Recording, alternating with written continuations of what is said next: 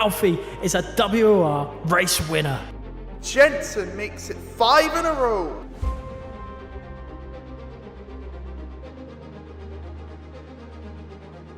Danny Berejne wins on debut. Shinaka returns to winning ways in WOR.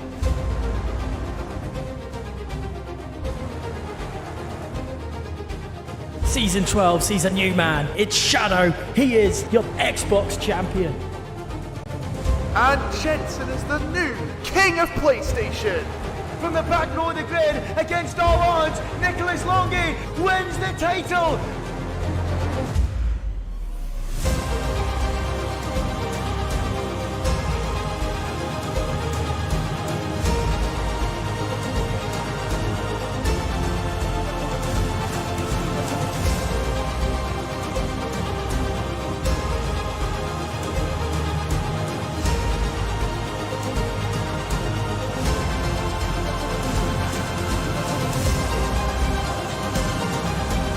Goes past the safety car. What has gone on here? Berman spins. Stunning move from the Spaniard. He's taken out Rambo. Here comes Longy. We're going 4 wide down to turn 1. Oh, and he's taking him out. The captain riders complete. Tomic to the inside. The wins of Brazil. Absolutely sensational.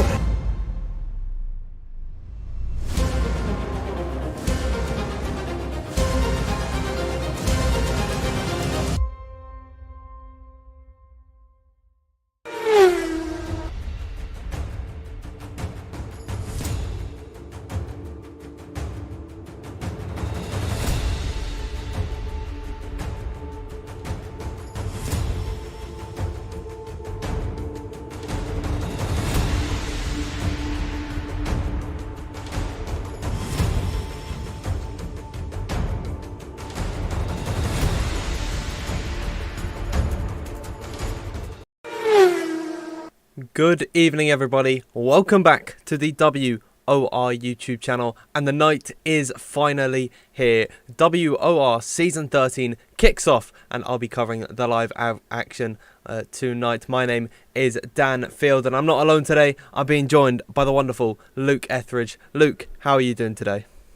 I'm very well, thanks, Dan. Good evening to you. Good evening to everyone that is watching tonight and across the rest of the season, hopefully, for what should be some absolutely brilliant action. Austria's not a traditional starting point to a season, but as we've seen many times across league racing, as we saw last time in Formula 1, it does tend to always be quite an exciting race. Really looking forward to seeing how the drivers do tonight. They've had social races, they've had races in other leagues. Let's see who can hit the ground running. Absolutely, this is the real deal now. All the social race and the invitationals, they are all through, and the season finally gets underway, as previously mentioned, at Austria. Wonderful circuit filled with DRS zones and places to overtake and high speeds, and it's a fantastic track. But of course, this is a 16-round season, so let's have a quick look at our calendar. So of course, starting us off tonight, round number 1 is Austria, round 2 is Bahrain, round 3 we go to the brand new Miami circuit, round 4 is Australia, round 5 is Great Britain, round 6 is Belgium, round 7 is Canada, and round 8 is Italy. To be particular, it is Monza. And then we head to Spain for round 9. Round 10 is Abu Dhabi. Round 11 is Singapore. Round 12 is Japan. Round 13 is Mexico. Then we head to Qatar for the second American Grand Prix for round 14. Brazil is round 15 and Saudi Arabia is round 16. And you'll notice that next to the names of Bahrain, Belgium and Abu Dhabi, there is an asterisk there. And Luke, what's that for? It's sprint races, yeah, they've been obviously introduced into the game, so we're trying them out at WOR. Really looking forward to seeing how it works at quite a few of these circuits. I mean, let's be honest, we've seen what league racing and WOR is like before. Normally, they resemble sprint races. It's, fantastic action all the way through, so it will be intriguing to see how that mindset works, and I think it's 3 really intriguing tracks to do it at. Bahrain, I think, is one of the best tracks around for league racing. Belgium is one of the best tracks around, period.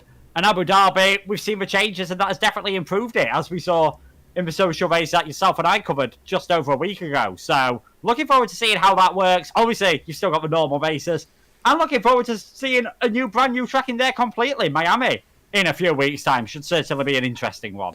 Absolutely. I've only driven Miami a handful of times, and I know that all of these WOR Tier 1 guys and the esports drivers are going to be sweating it quite a lot, but I've also never commentated on it, so really excited to get underway with that one on July 31st, as I'll bring you back over to the intermission scene, but I won't keep you here for long, because of course, if you missed it already on Twitter, we have a completed lineup, so let's head over to scene now, where of course we could see I've got all the lineups in the wrong order, so let's have a look at Mercedes first. Jake Benham and Jarno Opmeer heeding the silver arrows. Then we have Barry Burmand and Lucas Blakely, a newcomer in WOR. Of course, he started right at the back of the field in our Brazil social race, and now we looking to possibly qualify a little bit further up the order here in Austria. Then we have the champion, Nicolas Longuet, and one of his main rivals from last season, Tomic Perages, fighting it out now as teammates in Alfa Romeo. Then the Williams lineup is headed by two very familiar faces to this outfit, Shanaka Clay and Alvaro Caraton. And then at Alpha Tauri, we have Josh Idowu and Alfie Butcher. At Red Bull, we have Liam Parnell and Tom Manley. Then at Haas, we've got two young guns coming into F1 Esports very, very soon, I would hope. Piotr Stahalek and Thomas Ronhar. Aston Martin is Rune Pedreño and Simon Perigny. And then we have Alpine, which is Samuel Bean and Luke Smith. And finally, the prancing horse, Scuderia Ferrari, headed by Alessio De Capua and Louis Welch. But Luke, what a lineup this is.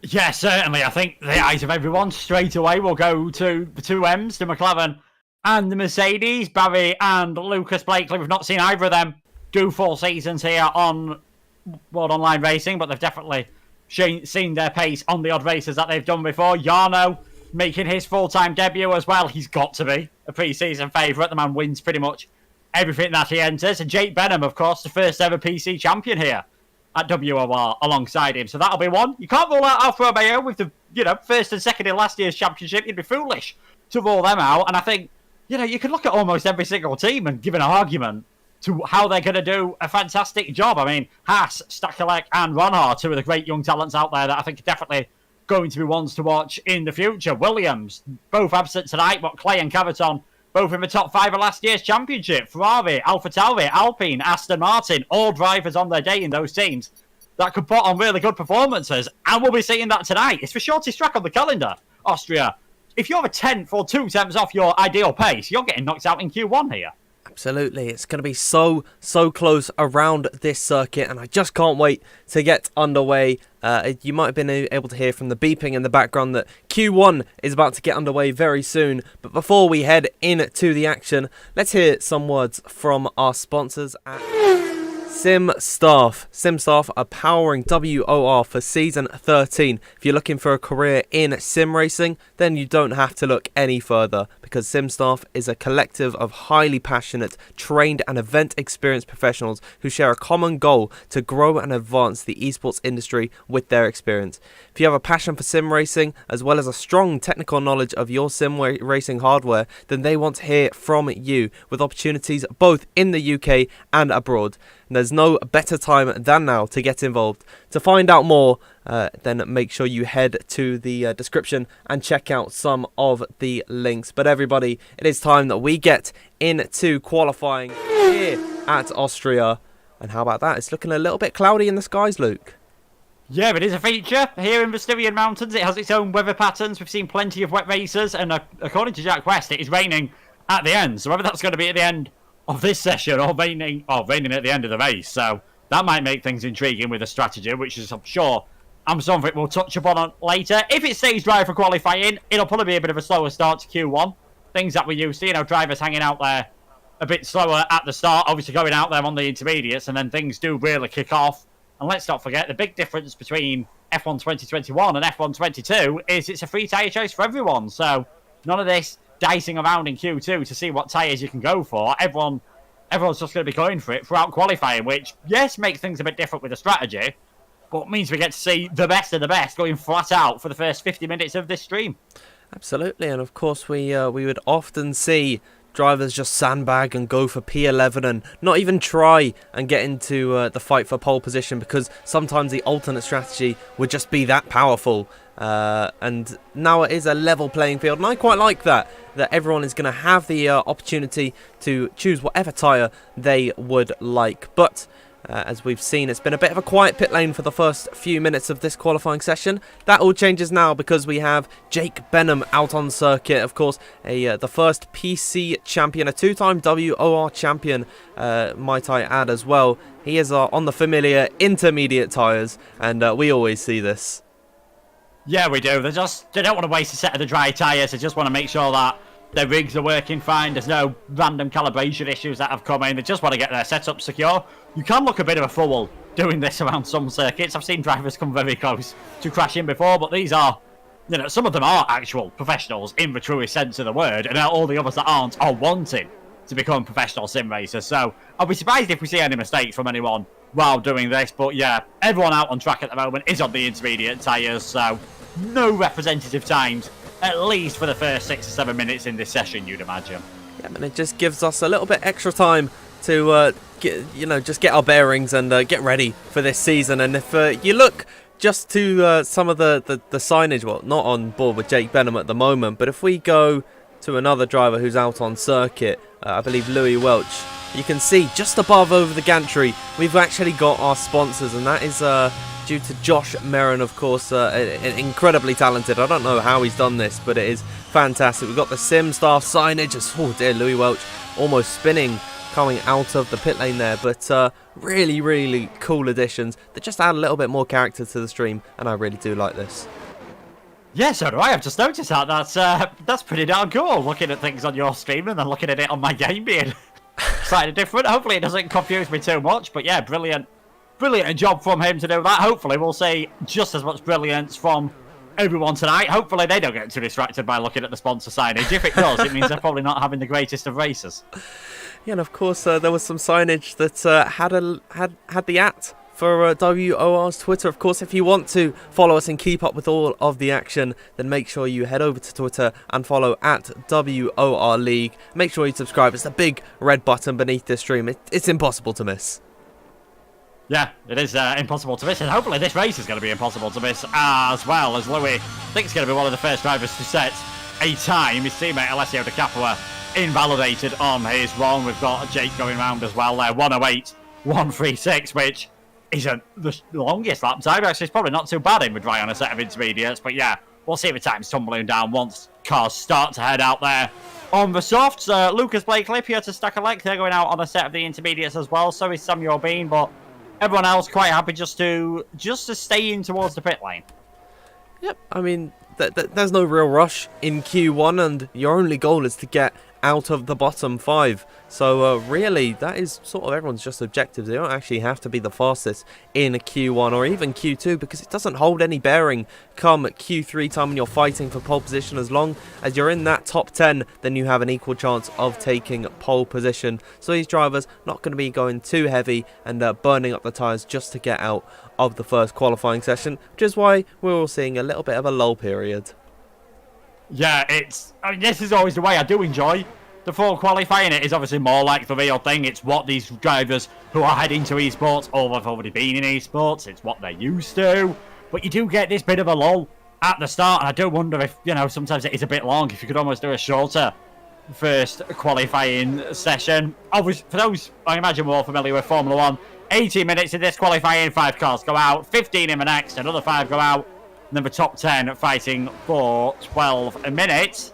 Yeah, everyone's just quite chilled at the moment, just getting used to things that I've done hours upon hours of practice, obviously, around this circuit. Let's not forget, these are all incredibly talented people, but you've got to put in the hard work. You don't get as good as they do without putting in that hard work, and this race might be a bit of a sign for a few, maybe a bit of a wake-up call, depending on how tonight goes ahead of next week, on how things are going for them and what their pace is going to be like on this game, because you do sometimes wonder with the newer cars whether there might be a bit of a shake-up. I think obviously Jarno's still going to be up there, but might give an opportunity for some of the others who've struggled a bit on previous games to send themselves up towards the top.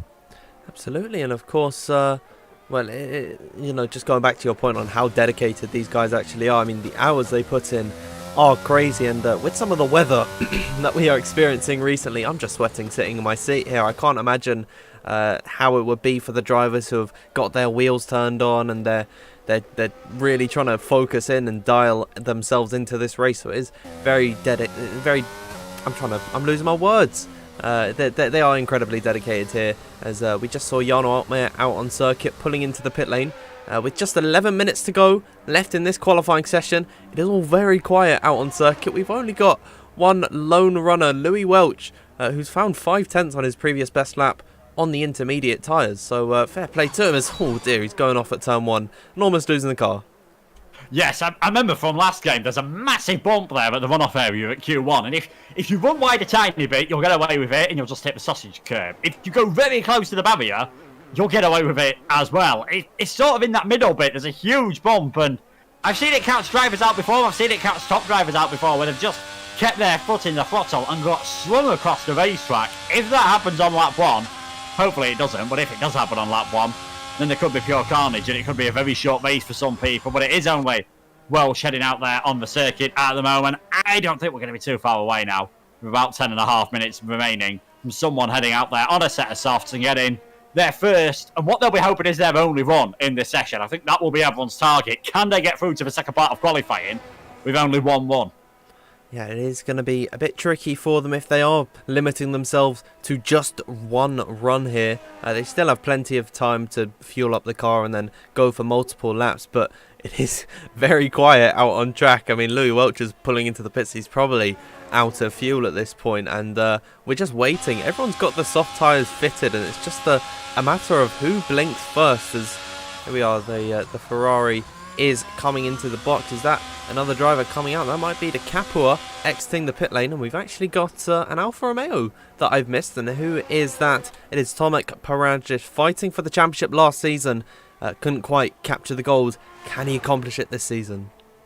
Yeah, he'll be determined to do that. Obviously, he's done a fantastic job in Challengers and the Pro Exhibitions, so possibly a man that we'll end up seeing in esports, and really did push Longuet and Caraton, esports drivers, all the way last season, and at this race managed to get a podium in this race with only Longuet and Caraton up ahead of him. So I think outside, I mean, you can class him as good as an esports driver now, and he very possibly in a few weeks time could be a full-on esports driver, but he's definitely going to be the one, I think, outside of those actual esports names from last season, that could be the one that gets involved. Same with Thomas Ronhal. I think those two are going to be ones to watch out for alongside the names that we are all familiar with. So looking forward to seeing what Tomic can do. He'll be hoping he can start the session well and just get a lap good enough here to get himself through to Q2. Look at how much traffic he's about to catch, though. There's a McLaren, an Alpine, an AlphaTauri, and an Aston Martin just exiting the pit lane now. But Perages going to begin on his lap, trying not taking too much curb through the apex of the first corner. Bit too much on exit, and he's almost lost the car. But I think he's going to keep on going with this one.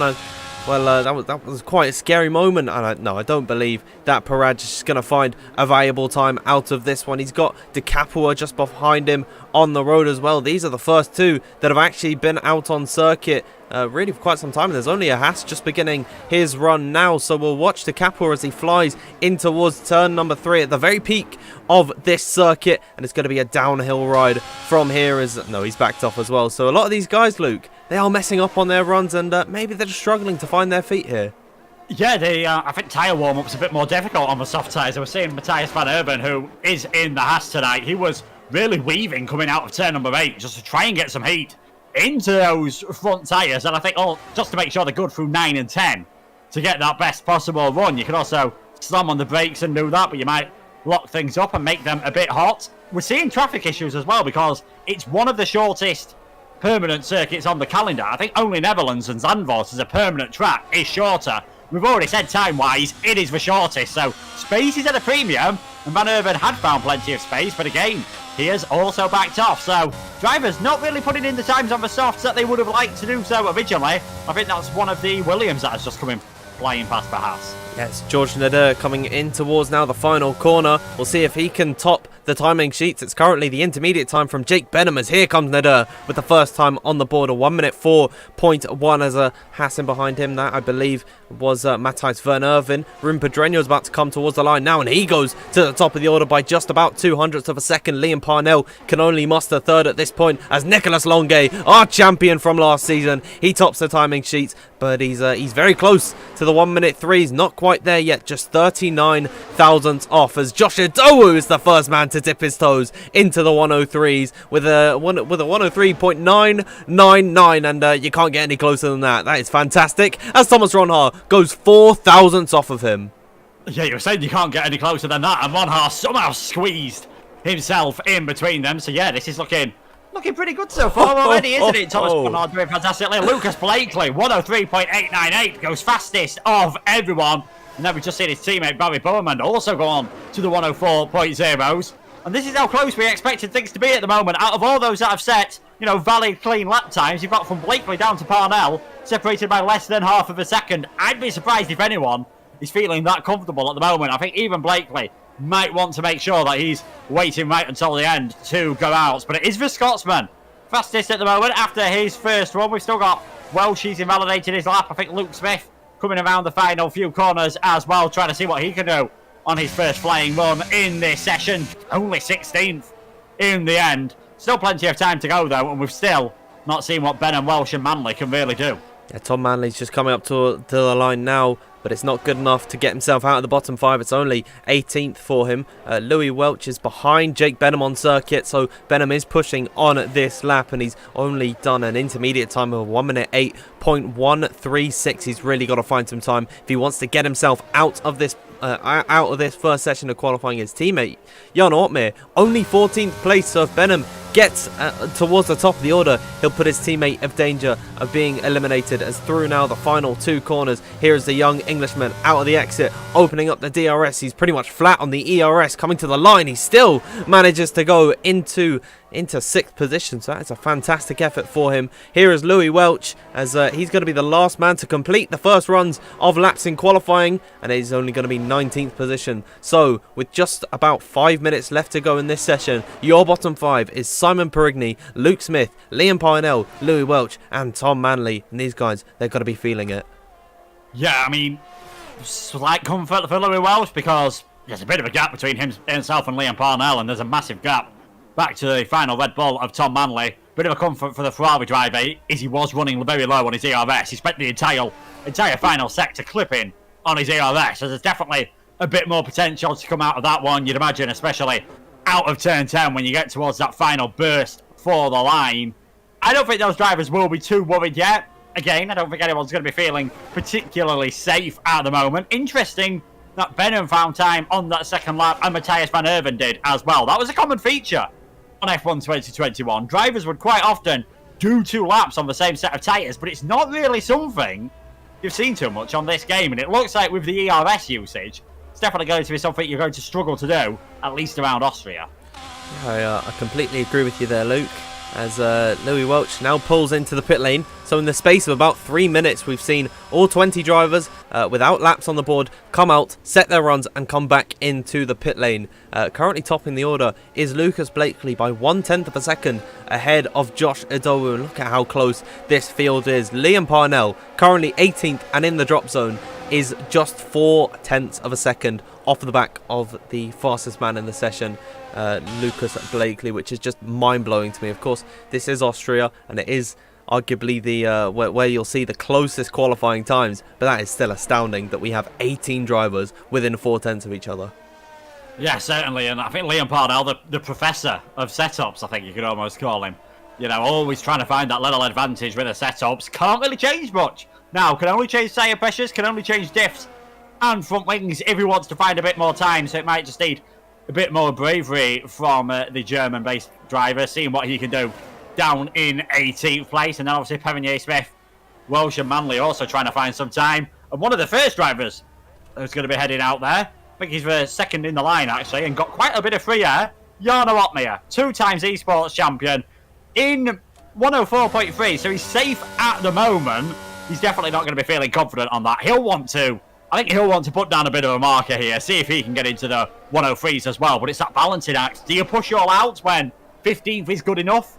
Or do you just take a bit back out of yourself, go at 99%, and make sure you just do a good enough job to get through? With how close the field is, I'm not sure you can really afford to back off at all.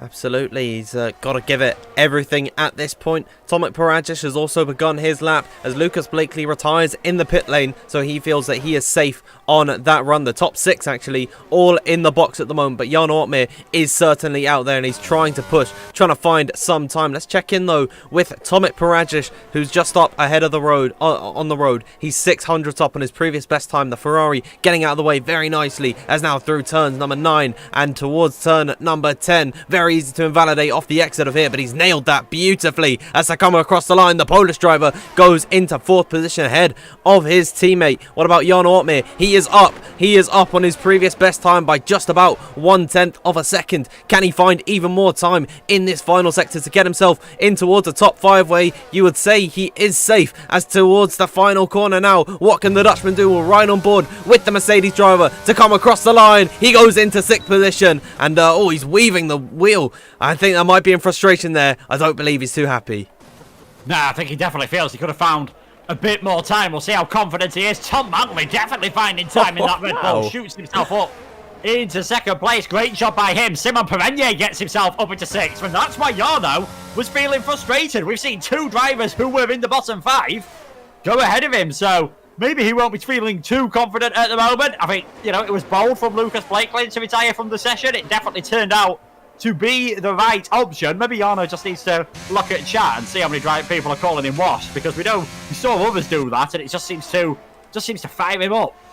Yeah, it seems like the negative energy they just give off is sort of his fuel at the moment, as we've got now, with just over 30 seconds left to go, the bottom 5 is Liam Parnell, Alessio De Capua, Piotr Stahalek, Luke Smith and Louis Welch. De Capua's backed off on his run. He's not going to be progressing into the next session. We have Stahalek currently 1/10 up on his previous best to get himself out of the bottom 5. He'll put his teammate in great danger of being eliminated, as now through the final corner comes Piotr Stahalek, the Polish driver, off the exit here. Where can he place his Haas? He goes 11th position, and you have to think that could be safe for him. His teammate is in the 2nd sector, but he is slightly down. Never mind, he's found some time in sector 2 by 600ths of a second. I believe Luke Smith is further up the road though, as now coming across the line. Can he find his way out of the bottom 5? He cannot. 16th position for Luke Smith. His day in qualifying is done. Van Erven has invalidated his time. The Dutchman going to be sent crashing out of qualifying here. De Capua is not pushing. Louis Welch is invalid. Parnell's in the pits, and they're all eliminated. The bottom 5 is Luke Smith, Matthijs Van Erven, Liam Parnell, Alessio De Capua and Louis Welch. Yeah, things not going well whatsoever for Ferrari, and look how close things ended up in the end. Blakely to De Capua. Just trying to do some quick maths. That is less than a quarter of a second separating 1st and 19th, and Louis just a bit further off. So yeah, they'll be disappointed with how things are going. Van Erven and Welch both invalidating right at the end, just pushing things that tiny bit too far. So yeah, so cruel for those guys. Fine track limits, as we saw in real life, with 43 different track limit violations during the race. Austria is certain a circuit that punishes those, but Lucas Blakely, that'll give him a big feeling of confidence. Obviously, he knows how good he is at this game, not being cocky. He knows he's definitely got a chance straight away being able to come in 103.8 on your first run, knowing it's not being beaten. Must be pretty nice indeed. Absolutely. I mean, that was it was just a sheer act of confidence. He didn't care to come out again. He knew he was safe, but we are just waiting for, I believe, Perigny's car to be serviced, and a fair due to him as well. 8th position in Q1. Got to be pleased about that one, but there it is. Stahalek, we're just riding on board with. He has found his way through. He's one of the only drivers to be in that bottom 5 and get himself out of that drop zone. But let's have a run through of your classification for Q1. Lucas Blakely topping the session by just half a tenth ahead of Tom Manley. Jake Benham less than a tenth off the top in 3rd, and Josh Izowu in 4th. Thomas Ronhar in 5th, and he was just 1,000th quicker than Tomic Perages. Alfie Butcher wasn't too far off in 7th. Simon Perigny in 8th, and his fellow countryman Nicolas Longuet in 9th. And Jan Ortmir was the last driver inside the top 10. as the rest of the drivers going through is Barry Boromand, Piotr Stahelek, George Nader, Ruben Pedreño and Samuel Bean. And then your eliminated drivers, Luke Smith, Matthijs van Erven, Liam Parnell, De Capua and Welsh. But there it is, end of Q1. And how about that? Lucas Blakely topping the way, and that has got to give him some confidence for Q2.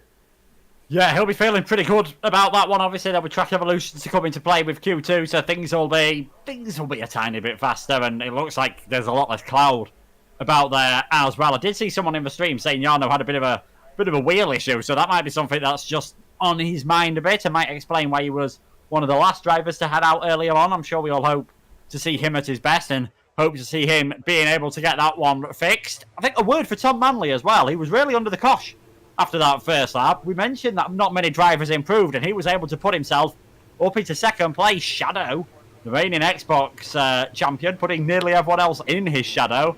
Lucas just being able to get that tiny bit faster though, and everyone now obviously heading out to get this run done on Q2. Those that have got a fresher set of tyres and didn't use them for Q1 might be feeling pretty good right now. Absolutely, and I'll bring you all over to the race scene here. All the drivers just exiting pit lane now, and it is Tomic Perages. He really does like to come out early in these sessions, and he is going to be the first man on track. He's got a Williams car just in behind him. That is George Nader. Of course, both of the Williams drivers actually not being the full-time runners. Alvaro Caraton and Shanaka Clay both missing here today, and George Nader and Thomas Ronhaar filling in. Of course, Ronhaar's normally in the Haas, but I believe he's made way for Van Erven today, of course, who is actually a part of that team, and then Nader's going to be filling in as one of the reserves. Yeah, definitely. And I was speaking to George before the race. He's not feeling the most confident, so maybe just getting that little boost, seeing himself into Q1 might be, well, I can actually do this, and it's so important just to have that confidence that the car is going to do everything that you want it to, especially when there's these final margins, because if you start second guessing yourself, you're going to be slower, and you're going to be getting yourself knocked out. But he's going for a lap early on in this session. Perages heading out early on, and everyone, it seems, wanting to get that banker done as soon as possible in this 15-minute Q2. There's a lot of drivers in that final sector, but Perages has got a clear road up in front of him. Only just one Red Bull ahead who won't cause him any problems. But let's see what he can do as he flies down towards turn number 4. Very easy to lock up through here, and there's been plenty of collisions in the past, both in F1 and in WOR history. But in towards the second sector now through turn number 6. The double left-hander. He's going to be pulling the G's through here. Through the second sector is a 44.7. I don't believe that is particularly too fast, but of course, early days in Q2 as towards now the final 2 corners. Turn number 9, the fast right-hander leading in to another fast right, and riding on the curves on exit. Oh dear. And I mentioned earlier that was very easy to run off there and invalidate your lap, and that has fallen. He's fallen victim to that, as George Nader, he's the first man to put his time on the board. Not only invalidate your lap, it invalidates your laps. If you've got a spare VRS and you get it wrong out of turn number 10, invalidate your lap. That's the next one ruined as well, as it is the final corner. So, see, Nader quickly went fastest. Stakelek and Ronhaar have now gone fastest. I think you're going to need about a 104.0 to get through in this session, to be honest. You're going to have to be there or thereabouts with that. Those that have done a bit slower might have been on an older set of tyres.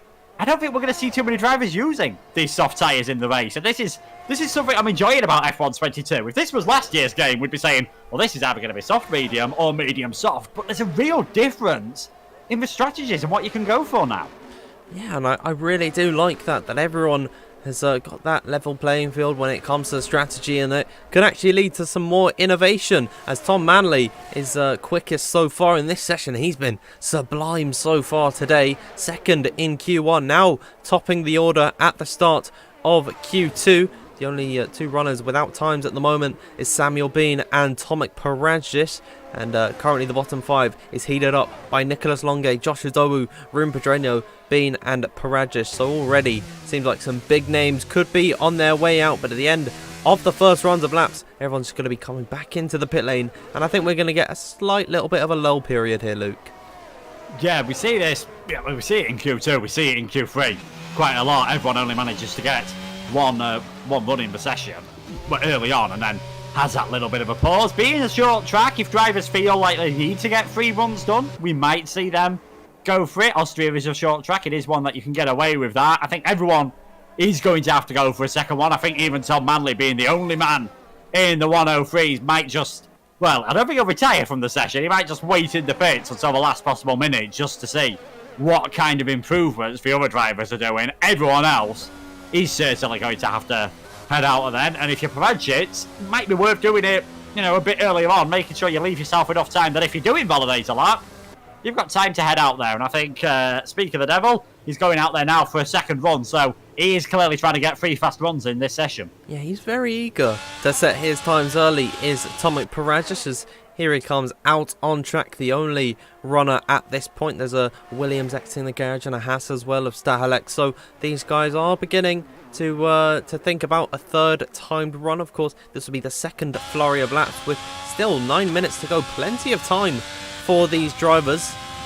And we'll just watch Perages on his out lap as he gears up for this run. And it'd be I have to say, Luke, be a big shock to lose the Polish driver in Q2 when he was contending for the championship last season, and he was having some great battles with the likes of Longue and Caraton, and to see him starting outside the top 10 and possibly in 15th where he is, be a big shock. Yeah, I think we'd all expect him to be a long way further up the order, but it's still early days, and I think he's just giving himself that extra bit of a lap. But this could affect him in the race if he keeps pushing and keeps picking up that odd little warning. We might see him, you know, just get that time penalty, and if there's a late safety car, that is going to be very cruel indeed and very hard for you to try to work away from. But yeah, there's plenty of time. He's not going to be panicking yet. He'll have been in this situation loads of times before. Bit of a lock up there into turn number 3, but still manages to get the car rotated, which is the important thing. And now heading downhill into what I think is one of the trickier braking zones, turn number 4. You've got to be a bit careful. There's a marshal light indicator on the left-hand side. I feel like that's the best point to brake at, but heading downhill, it's very easy to just brake that 2 or 3 meters later, and you'll go very deep indeed. And of course, gravity's working against you, so it's a lot easier to lock up through there, and you do have to be very careful as Perages beginning to catch some traffic. There's a McLaren weaving in front of him. That's not going to do him any good as he's getting right in the way here. Wow, that was quite close to contact. I believe that was Barry Burman possibly getting in the way as he slid off the track, and Perages again has invalidated his next lap, and he is going to be very annoyed at that McLaren. I'd say distracting him through there, and maybe out of frustration he's just sort of missed his turning point. And that is his lap in the bin with 7 minutes to go. He's not going to get a timed run at this point. Yeah, he's now he is in a dangerous situation all of a sudden. You've given it 2 attempts, you've only got time for 1 more, and it's, again, do you go all out and try to get as fast as possible, or do you just leave a bit off, but knowing that's probably going to mean you are out here in Q2 as Longue now goes fastest of everyone. I don't think it blocked him in terms of having a physical effect on the car. It's just that mental effect. You had no idea which way that McLaren was going. It was sort of just sitting there in the middle of the track with no real intention of what they were doing, and I don't think that'll have helped Barry setting his next lap, as well as now Lucas Blakely just knocks Nicholas Longue off the top of the standing. So those two both on the 1 minute 3.9s as well. Perages, he's going to be a bit angry about that one. He needs to try and put it back in his mind, forget about it if he can, just get back to the pits and get one final run in. Yep, and he is indeed pulling into the box now. And Samuel Bean, another driver without a lap time on the board thus far, as Josh Adowu crossed the line. He goes to the top of the order by almost a tenth of a second. As Bean coming up towards the line, he goes into 5th position. I still don't think he's actually going to be safe with that time. These drivers have got to be very careful with their confidence levels at this point. As Barry Burman, I think he is going for another push lap here, as headed downhill. Well, he's very low on ERS, so he's not going to be particularly quick on this run. There's a Mercedes in the final sector, and that's Jake Benham, who is down on his previous best, and I believe he's gearing up for a push lap here. Yeah, I think he's just, it backed off early on perhaps on that lap, and now he's going to give it his all. Is young Jake headed his way in towards turn number 1, avoiding that sausage curb on the right-hand side, and now heading towards the easiest corner on the Formula 1 game. Turn number 2 doesn't really count as a corner. You've just got to make sure you're all nice and straightened up by the time you hit the braking zone for turn number 3. Nice and steady. Get the traction from the car. DRS open. And now heading towards turn number 4. You'll just spot that little marshal light on the left-hand side around the 100-metre point. Getting hard on the brakes. Not locking up at all. Nice and ideal from Benham as he makes his way through turn number 4 and 5. Now this is the main medium speed part of the circuit all of a sudden. 6 and 7. This is where your front right tyre does take a little bit of a hammering around this circuit. Straight in the cutter up. Slight right through turn number 8. Underneath the SimStaff hoarding. And then you can see there, turn number 9. A very tricky pit entry here. Hopefully we don't get any troubles with that in the race. Turn number 10. Take as much speed as you can. Back on the throttle. Very nice lap from Jake Benham. Comes across the line. Good enough for 4th place now. I think that'll be good enough to see him through. Absolutely. I'm saying around about where Tom Manley and Alfie Butcher is. That could be safe. And into the final session of qualifying. As we'll just have to wait and see. Alfie Butcher, is he on a push lap? No, he's coming into the box. And Jan Ottmar going slow through here. So, is everything going to fall silent in terms of the laps? And I'd imagine if I had to put a guess on who is going to come out of the box first, it's going to be Perages. But I'm happy to be proved wrong, actually, by, I believe, Simon Perages. The Frenchman is going to be the first runner out on circuit. And, of course, he is in that drop zone. 13th place at the moment. Of course, the bottom 5 will be eliminated from this session at the moment. That is Jan Ottmar, Barry Burmand, Simon Perages, Stahalek and Perages. And I'd say the men in 11th and 12th, they are drivers you do not expect to see in danger of being eliminated.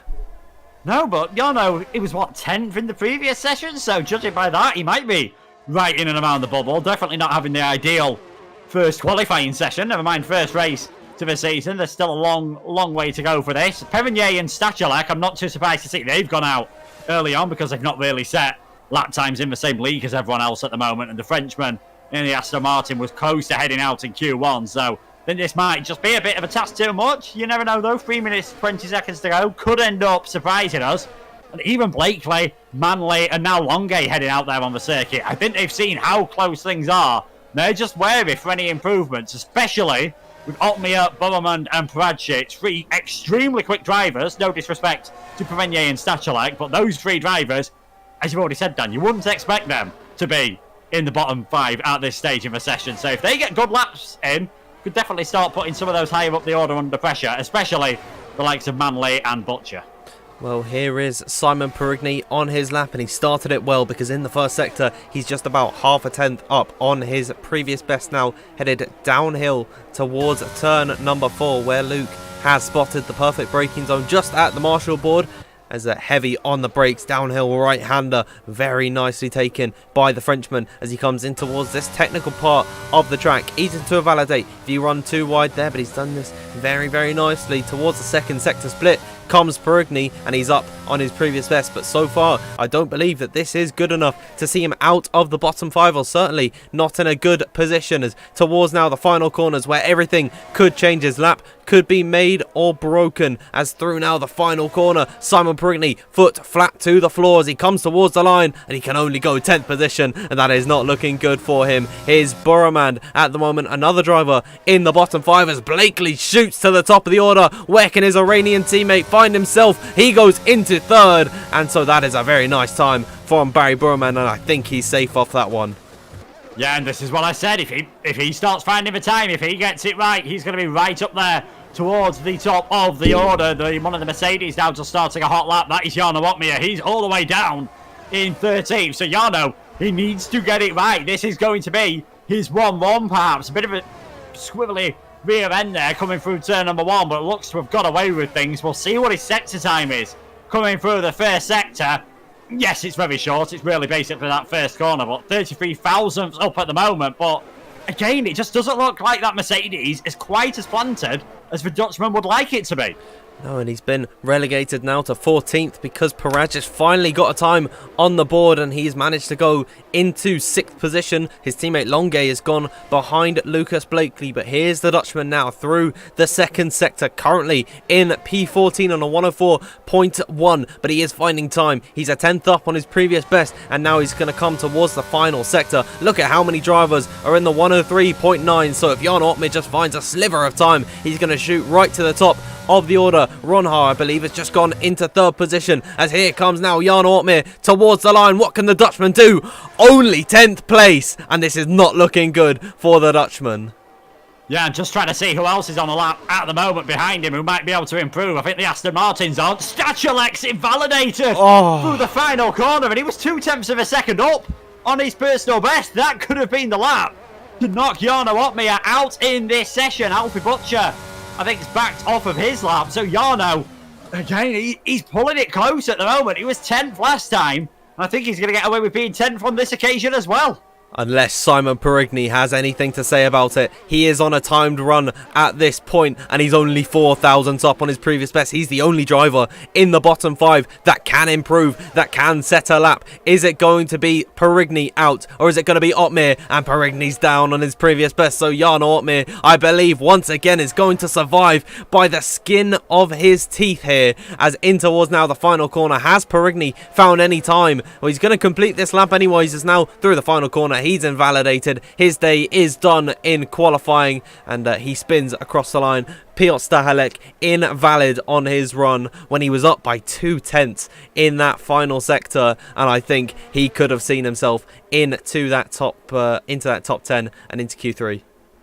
It's a sport of fine margins, Daniel. I mean, that's it. Just a few millimetres over the line, and Stahelek out in this session. I think, it was a suboptimal line anyway, so wouldn't have maybe been that close, but you never know. Could have knocked Opmeer out, and does look like Jarno's got problems though. 10th in the last session, 10th in this one. He might just be kidding us all along and be absolutely flying in the next one. And I've got to say a big thank you to everyone that has joined in us watching. We are up to 1.2 thousand people at the moment. 1,200 of you. Really hope you're enjoying it, and make sure to subscribe if you are, because this is what the action's like. Imagine what it's going to be like for the rest of the season when things really start heating up.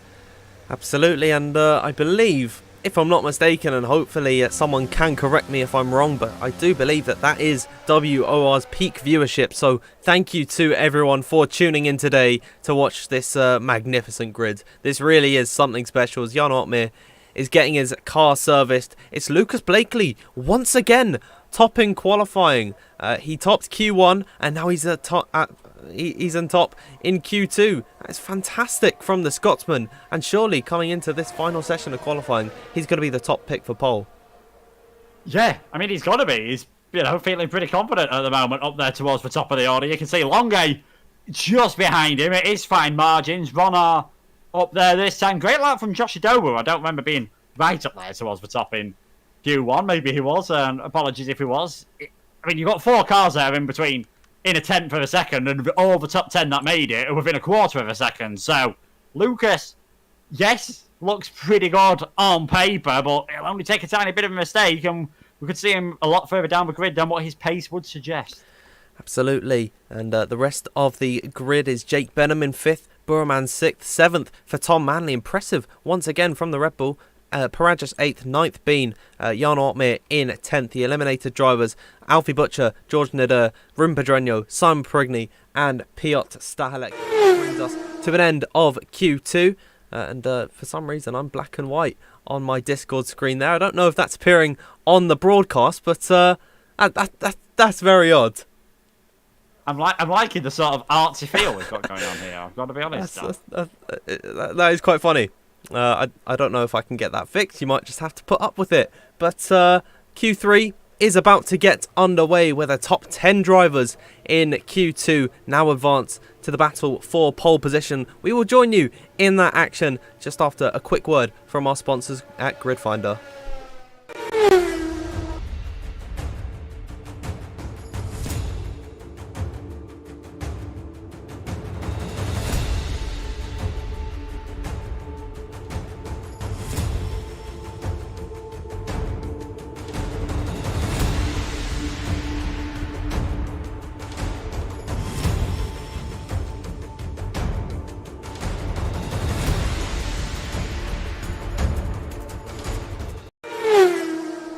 And welcome back, everybody, to Q3, everyone getting their times out now. They're all on their out laps, and this is really where it matters, where you position yourself. Of course, in the previous sessions, you just had to be in the top 15 or the top 10. Now this is your place on the grid. And Luke, it is going to be a fantastic Q3 session.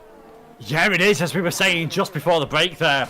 Blakely's been brilliant, you know, managing to find that time straight away in the first session, and you know, a very good lap, 1:03.7. We'll see how much more of an improvement we can get. It was 2 tenths between Q1 and Q2, so who knows, we might get 2 tenths again. I think a 1:03, anyone who does manage to get a 1:03.5, that could well be good enough for pole position, and they're heading out there now, and it's Barry Burman actually this time. There's going to be the first one to set a hot lap in Q3.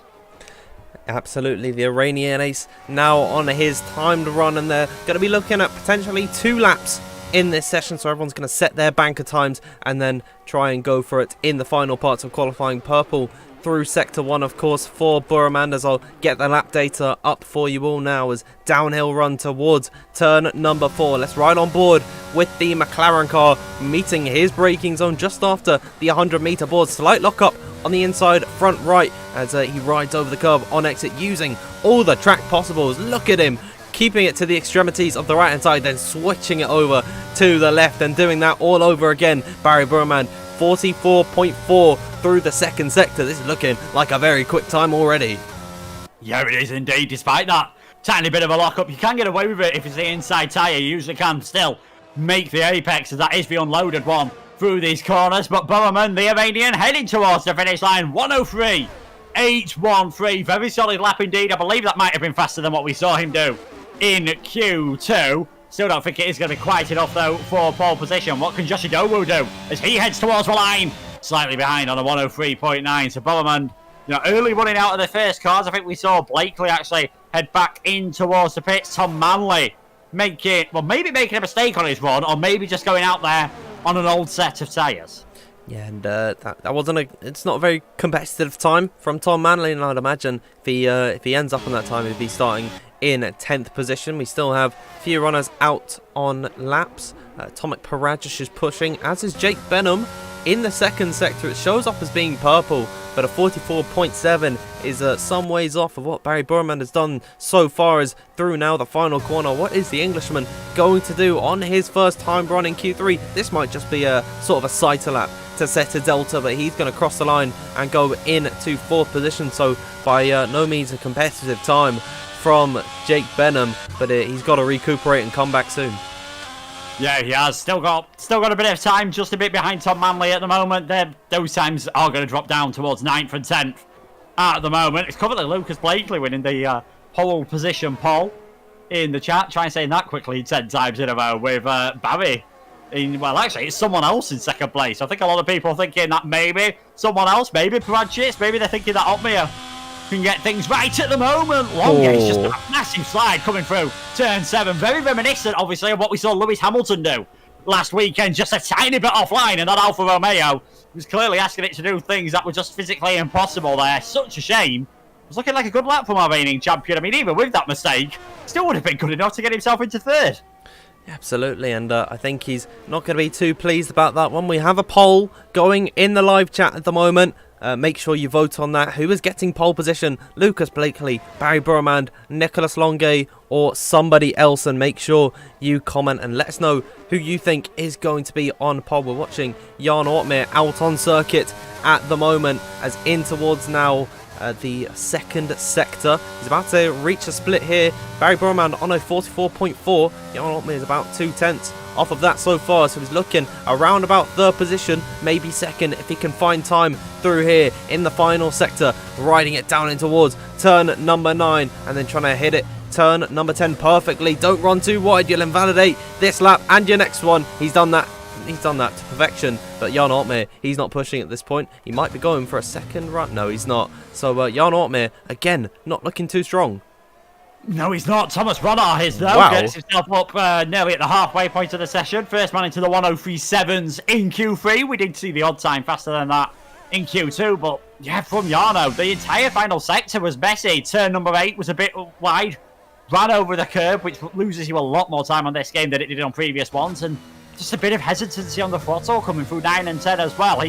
I think it's pretty clear there's something going on with Jarno tonight because he does not look comfortable whatsoever.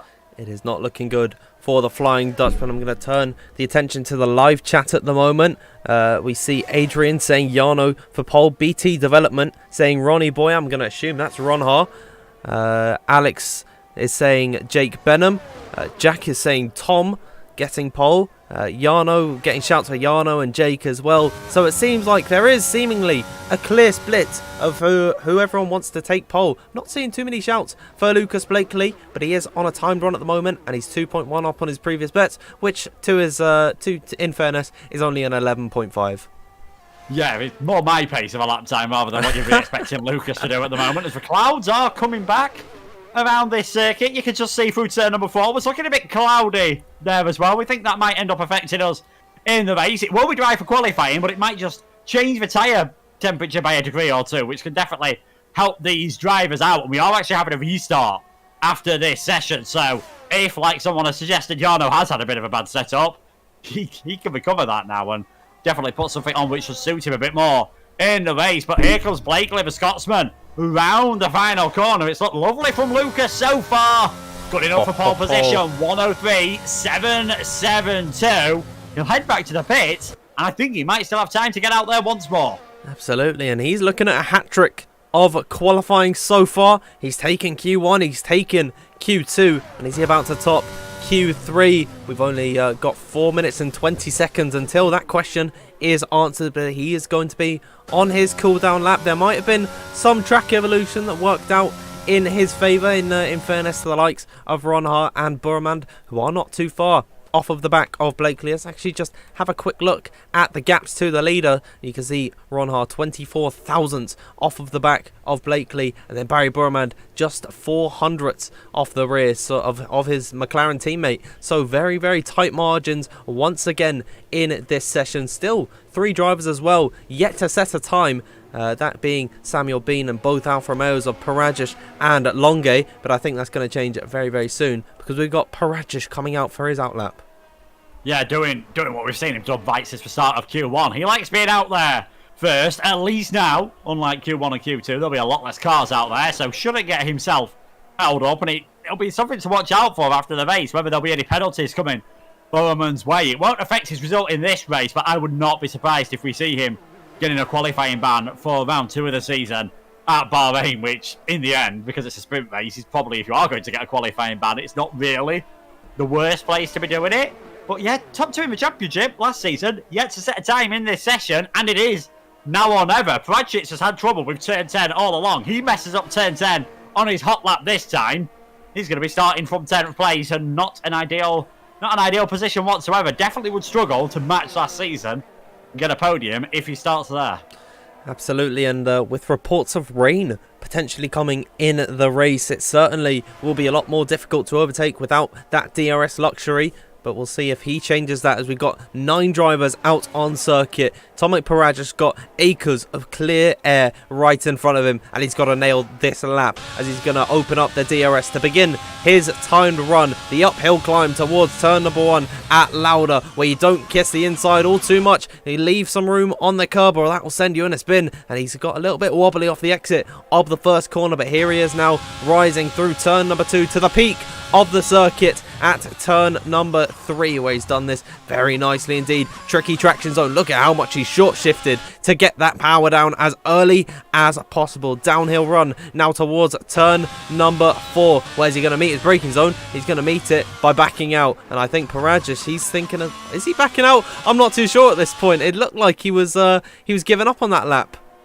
I mean, there's no ERS usage at the moment. That's definitely not the fastest way no, he's to not go around this circuit. So yeah, he's backed out in that point of view, but still looks as though he was actually pushing the tyres quite hard, which is an interesting way of backing out. He knows he's got enough time to get another one, but it is going to be one and done for Tomic Perages. The pole's got to leave it right until the last minute. I think Longue, he definitely looks like he is pushing. So the reigning champion, this could be it for Nicolas Longue, the Frenchman, heading around the final couple of corners now. Is he going to be able to challenge Blakely? Is he going to be able to get himself firstly into the 1 minute freeze? He should be good enough. And look at that from Longue, 103.693 provisional pole position. What about Barry?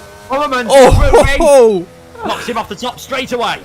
Barry Burman, he was not letting Longe enjoy that for too long. Idawu had invalidated. Samuel Bean is coming up towards the line now, and he's only going to manage 6th position. Tom Manley coming up to the line. He's on a push lap at this point. He's just starting his push lap. What about Jake Benham now coming towards the line? And his Mercedes, he's going to manage. He's going to go for another out lap here, or another push lap, as now Jarno Opmeer coming to the line. Where can the Flying Dutchman put his Mercedes? He can only manage 5th place, but how about that from Barry Burman, setting himself clear of Nicholas Longe, but for how much longer? Because Lucas Blakely's pushing, and he's up, but just marginally. Yeah, Perages has kept it clean as well, coming through the final corner, so this is going to be a decent one, only though, in the end, I think lost a bit of time for the final couple of corners, so that puts him into 8th place. Blakely is going to need the final 3 corners of his life if he wants to take pole position off his teammate. Can't quite do it.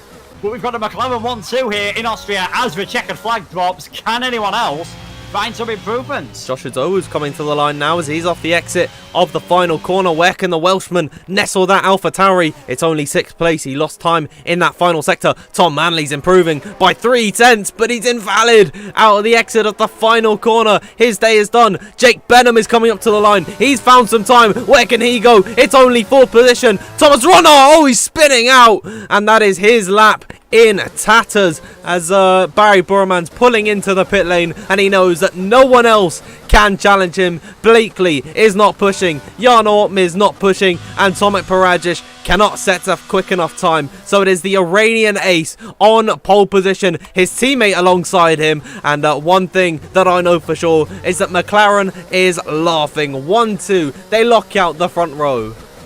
They do look out the front row, and I'm going to cast everyone's minds back to before most of you were even born. 1999 Austrian Grand Prix. David Coulthard went for an ambitious move on Mika Hakkinen into turn number 3 and ended up spinning the flying fin around. So they'll definitely be hoping that doesn't happen down at Shadow. Burman and Blakely will be hoping for McLaren that they can keep away from each other on turn 1, and I'm sure they will be doing so. Longe there in 3rd place in the end, and fair play to Jarno. He's clearly been struggling all day. He's still managed to get himself in towards 6th place.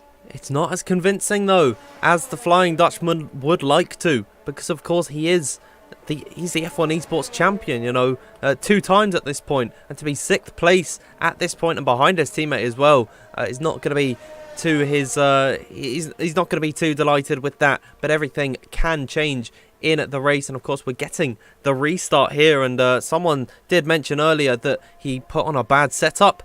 That could help him out at this point, as we're just waiting for Blakely's car to get serviced, as we're just in a little bit of a lull period at this point, but we get a lobby restart as well. Yeah, we are going to have a restart. I think one of the drivers unfortunately had an issue coming in, and being able to invite people in the middle of the lobby has been removed annoyingly, but what can you do? Unfortunately, that's just something we're going to have to deal with. Everyone else is going to have to deal with the McLarens looking out of the front row. We've seen plenty of orange in the grandstands here at the Red Bull Ring, and we've got orange on the front row with Boromund and Blakely. Yeah, I don't know particularly if that orange in the stands are actually for the McLaren team, but I think they'll take it as a positive for them. They lock out the front row with Longe in 3rd, Jake Benham starting alongside him in 4th. It's a double Dutchman 3rd row as Thomas Ronhart lines up alongside Jarno Opmeer. Joshua Doe in 7th, 8th for Samuel Bean, and then 9th and 10th is Tomic Perages and Tom Manley. But that takes everybody to the end of qualifying. You can see me, I've got colour now. I'm no longer in black and white, so things are changing. Yeah, things are more back to normal. You've given up with sort of the artsy theme there, which was very interesting. I did spot it myself, but I was thinking there's not a lot I can do about it from my end. Just hope it's an issue with mine. But yeah, thankfully the drivers have been seeing the track absolutely clearly there. Superb job by those towards the top of the order. Boromund sort of, you know, I don't want to say coming from nowhere, but it looks like through Q1 and Q2 that Blakely just had that few hundredths of a second over him, but sometimes it's a sign of those, you know, doing it when it really counts. There's no point setting the fastest times in Q1 and Q2. How many times did we see Bottas fastest on Friday, Bottas fastest right up until Q3, and then Hamilton would go and take pole position? We've had a similar thing here, I suppose. Absolutely, but I don't think Lucas Blakely's going to be displeased with that second place. I think he's going to be very happy with that qualifying from him, and certainly he knows he's got the pace coming into this one. He's just got one car in front of him to overtake, but maybe, of course, the pair of them going to work together, being a part of the McLaren team. That could come to their advantage later on. Yes, it could. It's not something we spoke about too much, but I'm sure it'll get mentioned in the race. Just how powerful the drag reduction system is around this circuit. Basically, half the track is a DRS zone. So if they can work together, you know, just keep that gap in sort of a position, make sure the first car, whoever it may be, is not under any pressures into turn 3 and 4, because you're not really going to see any overtakes into turn number 1. They could make this work out very well for them indeed. Absolutely, and just a little bit of a spoiler to everyone, when we did load into the lobby, I didn't quite leave at the end of qualifying. I did see clear blue skies, and so that suggests we are going to have a dry race here today, which is certainly going to mean that we're going to see a hell of a lot of overtakes if they can get out of that DRS train phase. I know that is very common around here, but hopefully we avoid it and we get to see plenty of on-track battles. Yeah, certainly. It's sort of the theme of the way F1 League races go, doesn't it? The first third of the race, I definitely wouldn't say they're boring, but there's a bit less action going off. Then the pit stop strategies come in, and then everything just breaks up at the end. And I think especially around here, it looks like the best strategies might actually be hard medium, medium to hard tyres, and just ignoring the soft tyres completely. I don't think we'll see anyone make a medium soft work unless there is safety cars at just the right point. And a hard to soft, you're going to be quick at the end of the race, but you might have a hell of a lot of overtaking to do. And if you are in a DRS train, that is going to be very difficult. And how the teams split the strategies as well is also going to be intriguing. We've got both McLarens up there, so you'd imagine whoever's leading, whether that be Barry or Lucas, is going to get first call on when to come into the pits. Both Mercedes up there as well with Jarno and Jake. So making this work out, because you don't want to be double stacking. It doesn't lose you as much time as it used to on this game, but if you're within 3 or 4 seconds of your teammate, you will lose time. We've seen from qualifying just how close it is. Those fine margins are going to be crucial. Absolutely. It is going to be just so exciting, and I love how there can be a variety of strategy. Of course, if you didn't know already, that now on this new game, of course, the real life rule has been implemented that you don't have to start on the tyre that you qualified on. You get free choice. Of course, the previous rule was that anyone in the bottom 10 could start on whatever tyre they wanted. Everyone inside the top 10 had to start on the tyre that they qualified in Q2 on. So it is very nice that we get that level playing field headed into this one. We are just having a quick lobby restart due to some issues with invites and all that rubbish. I mean, it's not great, but we just have to deal with it. So I want to turn the attention to everyone else, and in the live chat, and on a scale of 1 to 10, how excited are you? And I'll turn the question to you as well, Luke. On a scale of 1 to 10, how excited are you today? 11? It seems like the stereotypical obvious answer to say in a situation like that, but I couldn't really think of anything else. Yeah, it's going to be fantastic seeing what everyone can do. The drivers are now more used to the game than what we saw in the social races, but they're still not as used to it as they were F1 2021. And let's not forget, not so long ago, some of these drivers, especially those who got to do the Pro Exhibition, were playing F1 2021 quite recently, so they might have had a bit less practice. It's going to be so intriguing to see how things work, especially if drivers weren't happy with their setups. Like, I don't know why they do park firm conditions in F1, but I kind of enjoy it as we're having because of this restart, where the drivers can now put a different setup on for the race, and I've had it confirmed that it's going to be dry all the way throughout the race because the rain was going to be at 60 minutes, and unless you get about 5 safety cars at Austria, you're never hitting 60 minutes, so it's going to be dry all the way through. We'll see whether any of the drivers do tweak their setups, especially if they were feeling the cars were a bit too loose in qualifying. They might want to go for something that's a bit more stable and a bit kinder on the tyres. Absolutely, and of course no one actually could have planned for the lobby restart. It was something that happened, an issue that happened in the first session, so no one planned for this. And Parc Fermé rules are already in effect by the time everyone applied their setup. So don't be blaming anyone if they're using a different setup, and let's just keep it all civil. But we do have to get the lobby reset, of course. Qualifying coming to the end. We're all in the lobby, might I add. So Louis Welch, our wonderful lobby host and tier coordinator, he just got to set up the grid and get everyone in their qualifying order. It's going to be a 36 lap race around here, and surely, Luke, it's going to provide some massive excitement. Yeah, definitely. As we've already said, the mix of strategies, this little bit of a wait in between. Is anyone going to wilt in the sweltering conditions? I did say in the chat earlier that me and you might start resembling the colour of our t-shirts by the end of this stream, because it is baking warm. Hopefully everything holds together for these drivers as well. You don't want them to have any issues with wheels overheating, because I know certainly with some brands it can be a bit of a problem, and the feedback goes away, which is not what you want to be happening around here. We've seen some brilliant social races. We've seen brilliant, other races in other leagues as well. We'll see how the new regulations cope. Will drivers end up getting a bit too greedy on the curbs? Because these regulations were brought in to make things closer in Formula 1. Things have always been close in league racing, and looking at the qualifying session, tonight's going to be no different. I couldn't really call a winner from what we've seen so far. I mean, qualifying is so much different to the race. You can be quick over one lap, but you have to do it over 36. It is going to be very, very challenging. And of course, in the real life Austrian Grand Prix, at one point we saw about 5 different cars fighting for position, and granted it was in the midfield battle. That's always just a mess, but maybe we could see something like that today. I remember last season as well, that was a fantastic Grand Prix where there was just so much battling, so much variety in the strategy. So if anything, this this change in the regulations is just going to make things even more magical.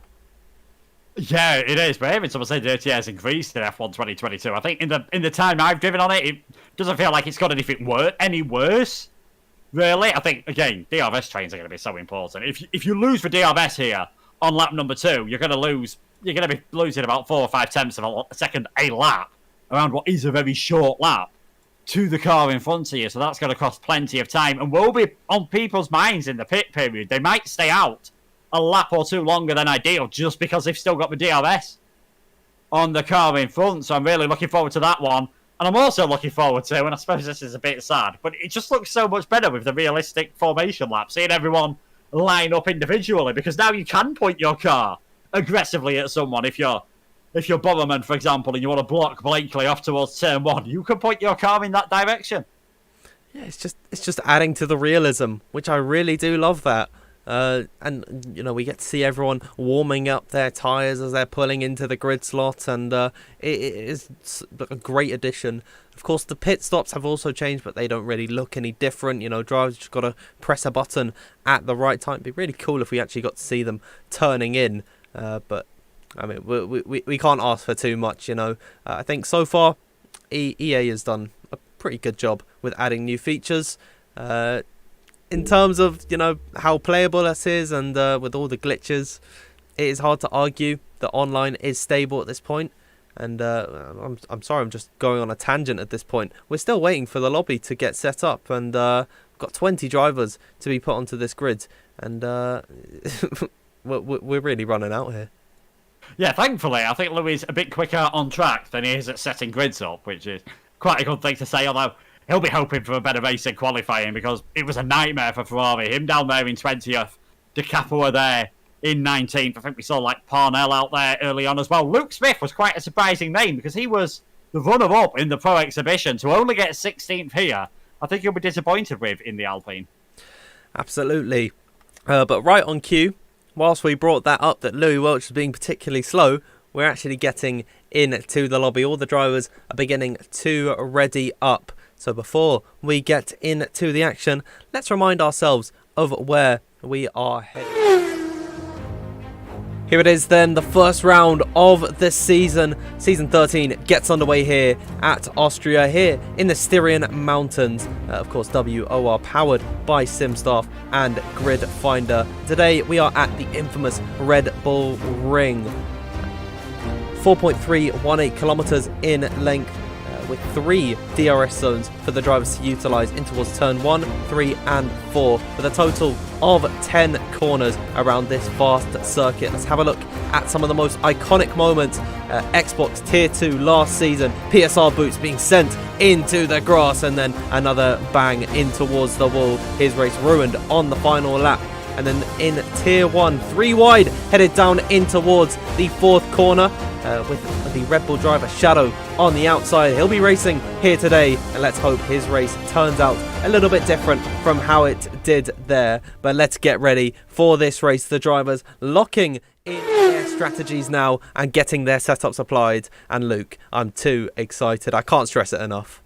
Yeah, hopefully the drivers are, keeping it calm. It's always something I worry about in this situation, that there'll be one person who'll forget to put their setup on, but they've been here before. They'll make sure to do that. They'll make sure to do their strategies. We could have a rainbow of tyres here, the hard, mediums, and the softs as they are using. We saw in real life, it was close to some drivers having to do a 2-stop. I think everyone tonight will end up doing a 1-stop strategy.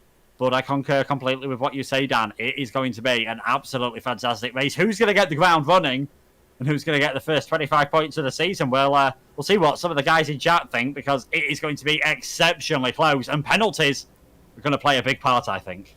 Absolutely. We've seen a lot of drivers running off in qualifying and making critical errors that ruined their runs, and that could ruin their entire races if they're making that on a consistent lap-to-lap basis.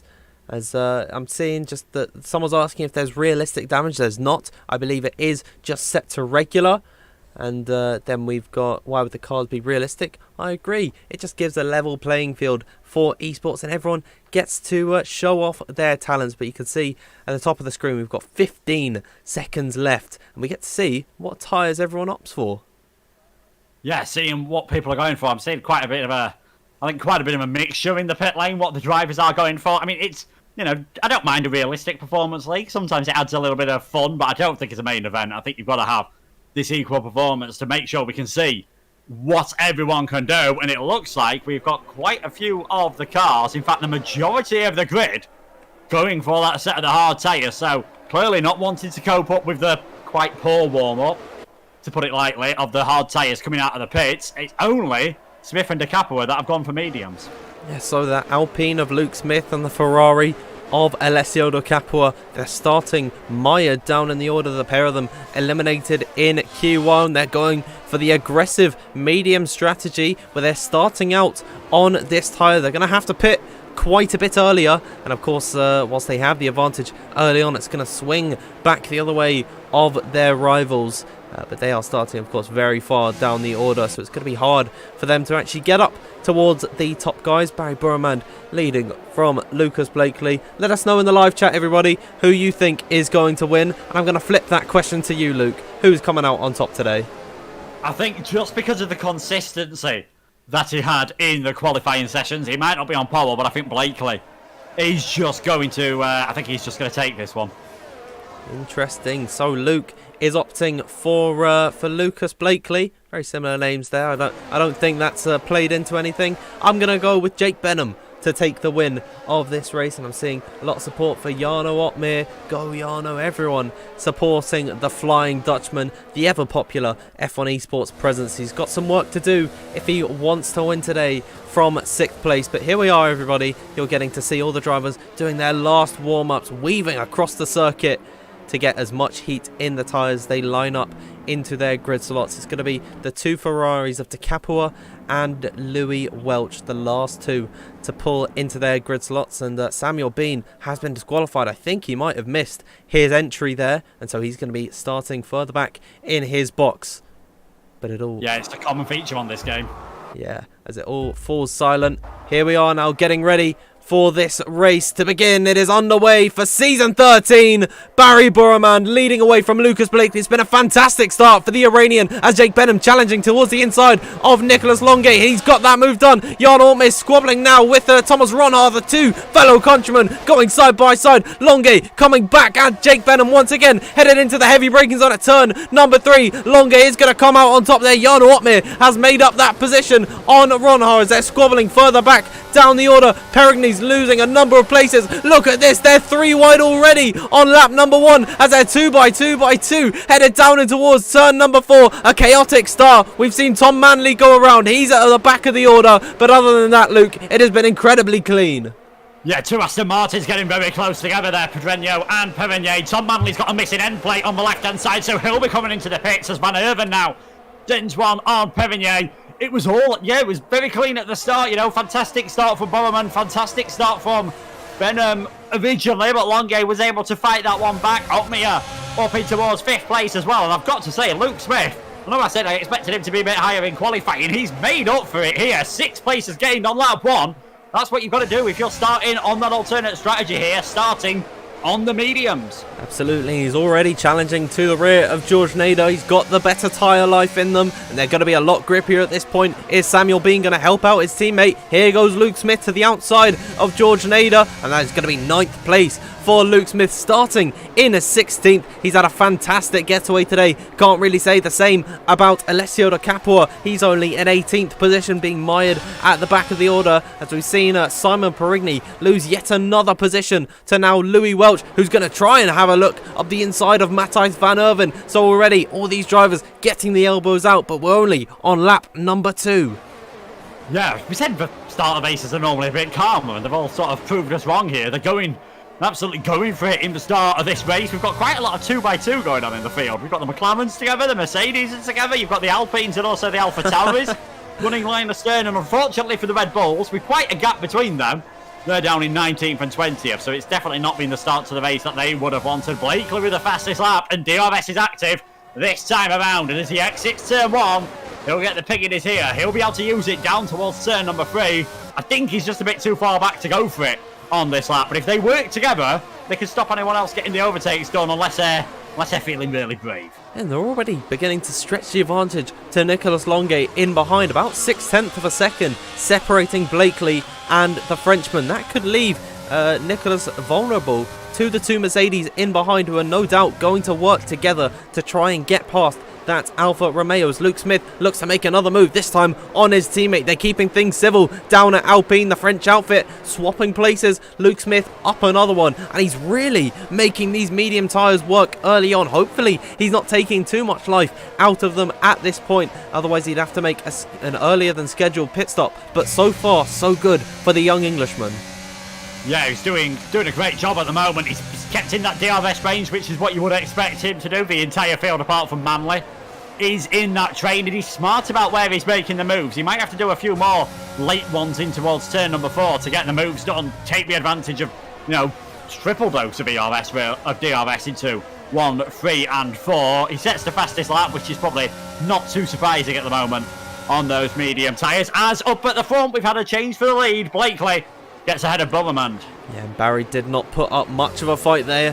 I think these McLarens, they're going to be doing this a number of times in this race. Of course, following behind someone else uses up less of your tyres and also uses up less of your ERS, and you even get to use a bit of DRS if you want to go a little bit quicker. So it's good that these 2 teammates are working together to try and just keep Nicolas Longue and Jake Benham and Jarno Opmeer at bay and behind. Speaking of Jarno Opmeer, he's surely going to be feeling the pressure from Thomas Ronhaar, because he's only 2/10 off the back of the Flying Dutchman. Yeah, it's one of the closer gaps up towards the top of the order, as we have Perigny and Welsh just swapping around a bit further on, having their own little ding-dong of a battle quite a bit further down the field. Opmeer, he's still within DRS range, but at about this 6-7 tenths mark, the slipstream is nowhere near as powerful. So Ronhaar gets a good run through turn number 1 here, could definitely be close enough to make a move done, as Simon Perigny's spun round coming out of turn number 10. He's managed to continue though. Jarno got a decent exit out of number 1. That might just keep him in that 5th place for now, but he's struggling to keep touch with his teammate in these early stages. Whether this is still the issues that he's been having all the way along, or he's just waiting to see how things go, as for a second there I thought Bowerman was going to have a go on Blakely. Yeah, but he's going to stick in behind his teammate for the time being.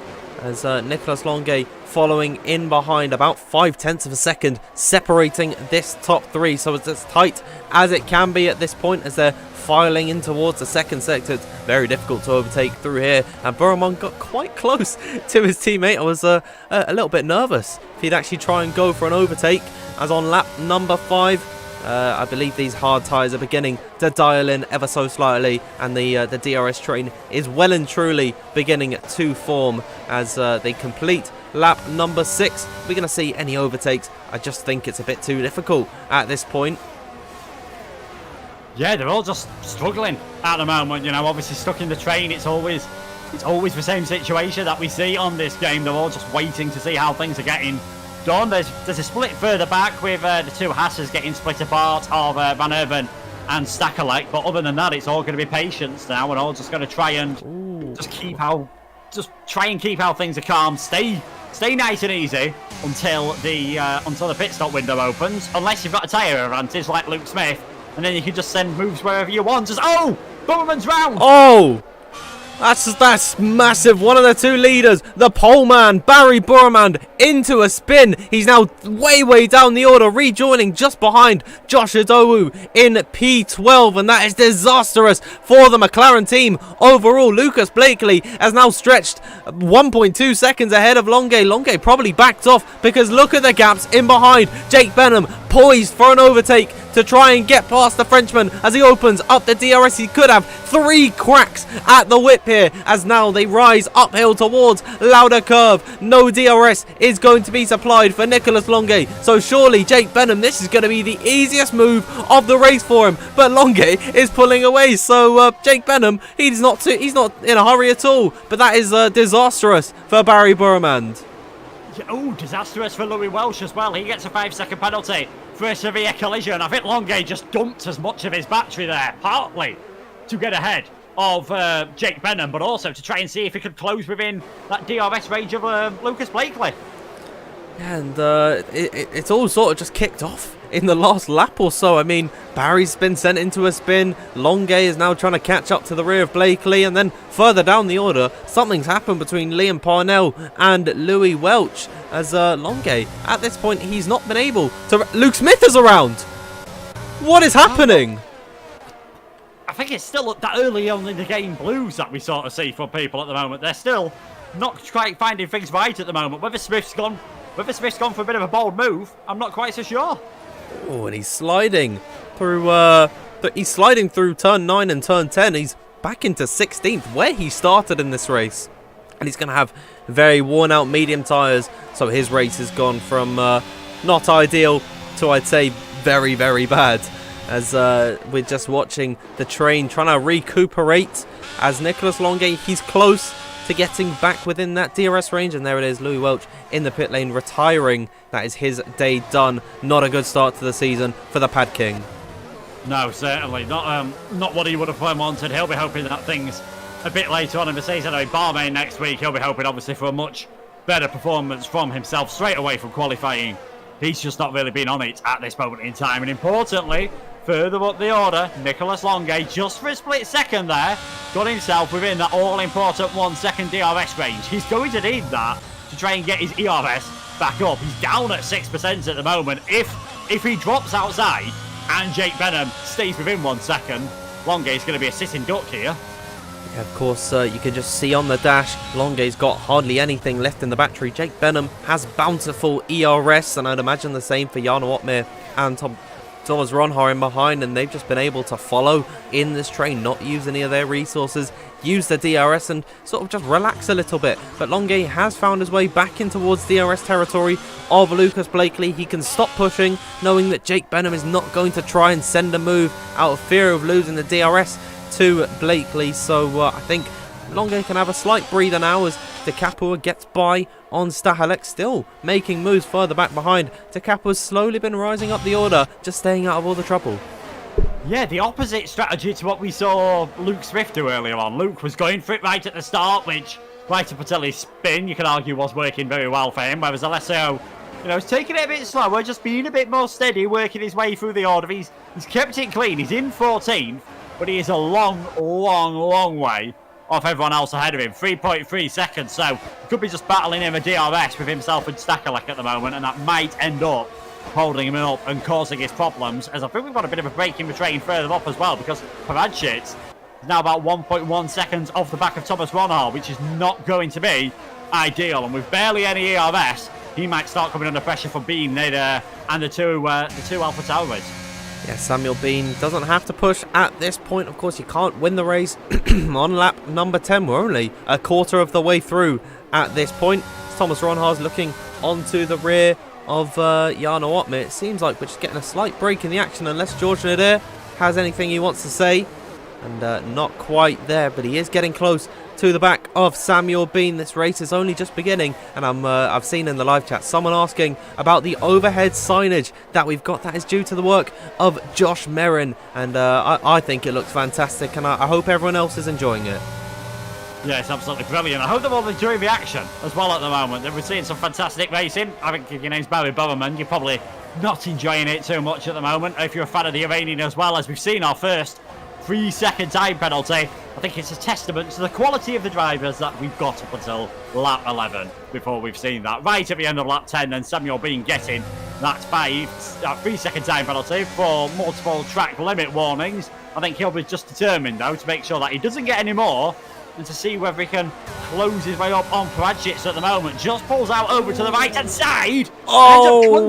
Ends up contacting the back of Perages. That all started with, I think Nadir was nearly going alongside him there. And now Josh Idowu and Alfie Butcher have been able to get involved in all of this. A bit messy there, and Perages really losing out. Yeah, Perages now trying to fight with Alfie Butcher, retake some of these positions. He can't quite do it. The two AlphaTauris getting their hands dirty in here as Samuel Bean, he's kept that position ahead of Tomic Perages, but I think that that might be sent to the stewards, and I think they'll be a little bit busy after that one, as down from 6th position, he's lost places to Samuel Bean. George Nader, the two AlphaTauris of Josh Idowu and Alfie Butcher as well, and he could be under pressure from Barry Burman as I slide from Perages through turn number 9. Can the Iranian try and find an opening? He's going to look to the inside in towards turn number 1. Very difficult to overtake through there. What about at the front of the order? Because Jake Benham is trying to find a move on Nicholas Longue as he's closing, gaining down the DRS straight in towards turn number 3. Is Benham going to go deep on the brakes? Not quite at this point. No, clearly not feeling like now is the right time to go for that move. Further back, Perages all over the back of Butcher, and Bowerman has managed to force the issue and get his way through. That is the Iranian back into the top 10. And things just going bad to worse for the Pole. Matthias Van Herven now working his way past him. And you've got Perages trying to hold it around the outside. This is definitely something that he can do around here. He's just not got the grip in that car at the moment. And all these drivers battling is costing them a lot of time. When we first mentioned this train had dropped outside of DRS range, they're obviously about a second, 1.1 behind the back of Thomas Ronhar. Now Samuel Bean is 2.6 behind. So we've really got those front 5 managing to get away. And Mercedes have got both of their cars up there. Yeah, they're in a race of their own at this point. Both McLaren and Alfa Romeo had opportunities to have their drivers in the very sharp end of the field. Of course, McLaren were leading it before Barry Burman had his spin, but Mercedes have just kept it cool, kept it calm, and they're doing a fantastic job in 3rd and 4th, and this is a great start to what could be their Constructors' Championship campaign, as George Nader, he's been eager to get past Samuel Bean for a few laps now. He could try for it. Oh, he's been tapped! Josh Idowu's gone into the back of him. The AlphaTauri making a rookie error. Alfie Butcher's going to punish him for that. There might be some slight wing damage to the Welshman's car as the Englishman tries to find a move on his teammate. Had a half think about it. Down in towards turn number 4. Didn't quite find the opportunity to go for it, but Josh Idowu sending George Nader into a half spin, and again more contact at turn number 3. It's like they've all forgotten where the braking point is at turn number 3 tonight. Idowu going way too hot there. I mean, Judge was never going for a move on Samuel Bean. He was quite happy to stay behind, and whether he did lift off a bit earlier and that's what's caught Josh out, I'm not quite so sure, but thankfully he was able to get it recovered pretty quick, and he's managed to stay on the back of his train. But Nader was looking good for a points position. He might still do. There's a long way to go. 11th place, 23 laps remaining. Definitely do not count him out. And don't count out Jake Benham for going to move on Nicholas Longue. Again, he closes in. Then he sort of gets halfway down the straight and thinks, you know what, not this lap. I'm quite happy to just stay behind now. Just watch what happens. And then maybe once we get closer to the pit stops, or even after the pit stops, I'll show everyone what I can do.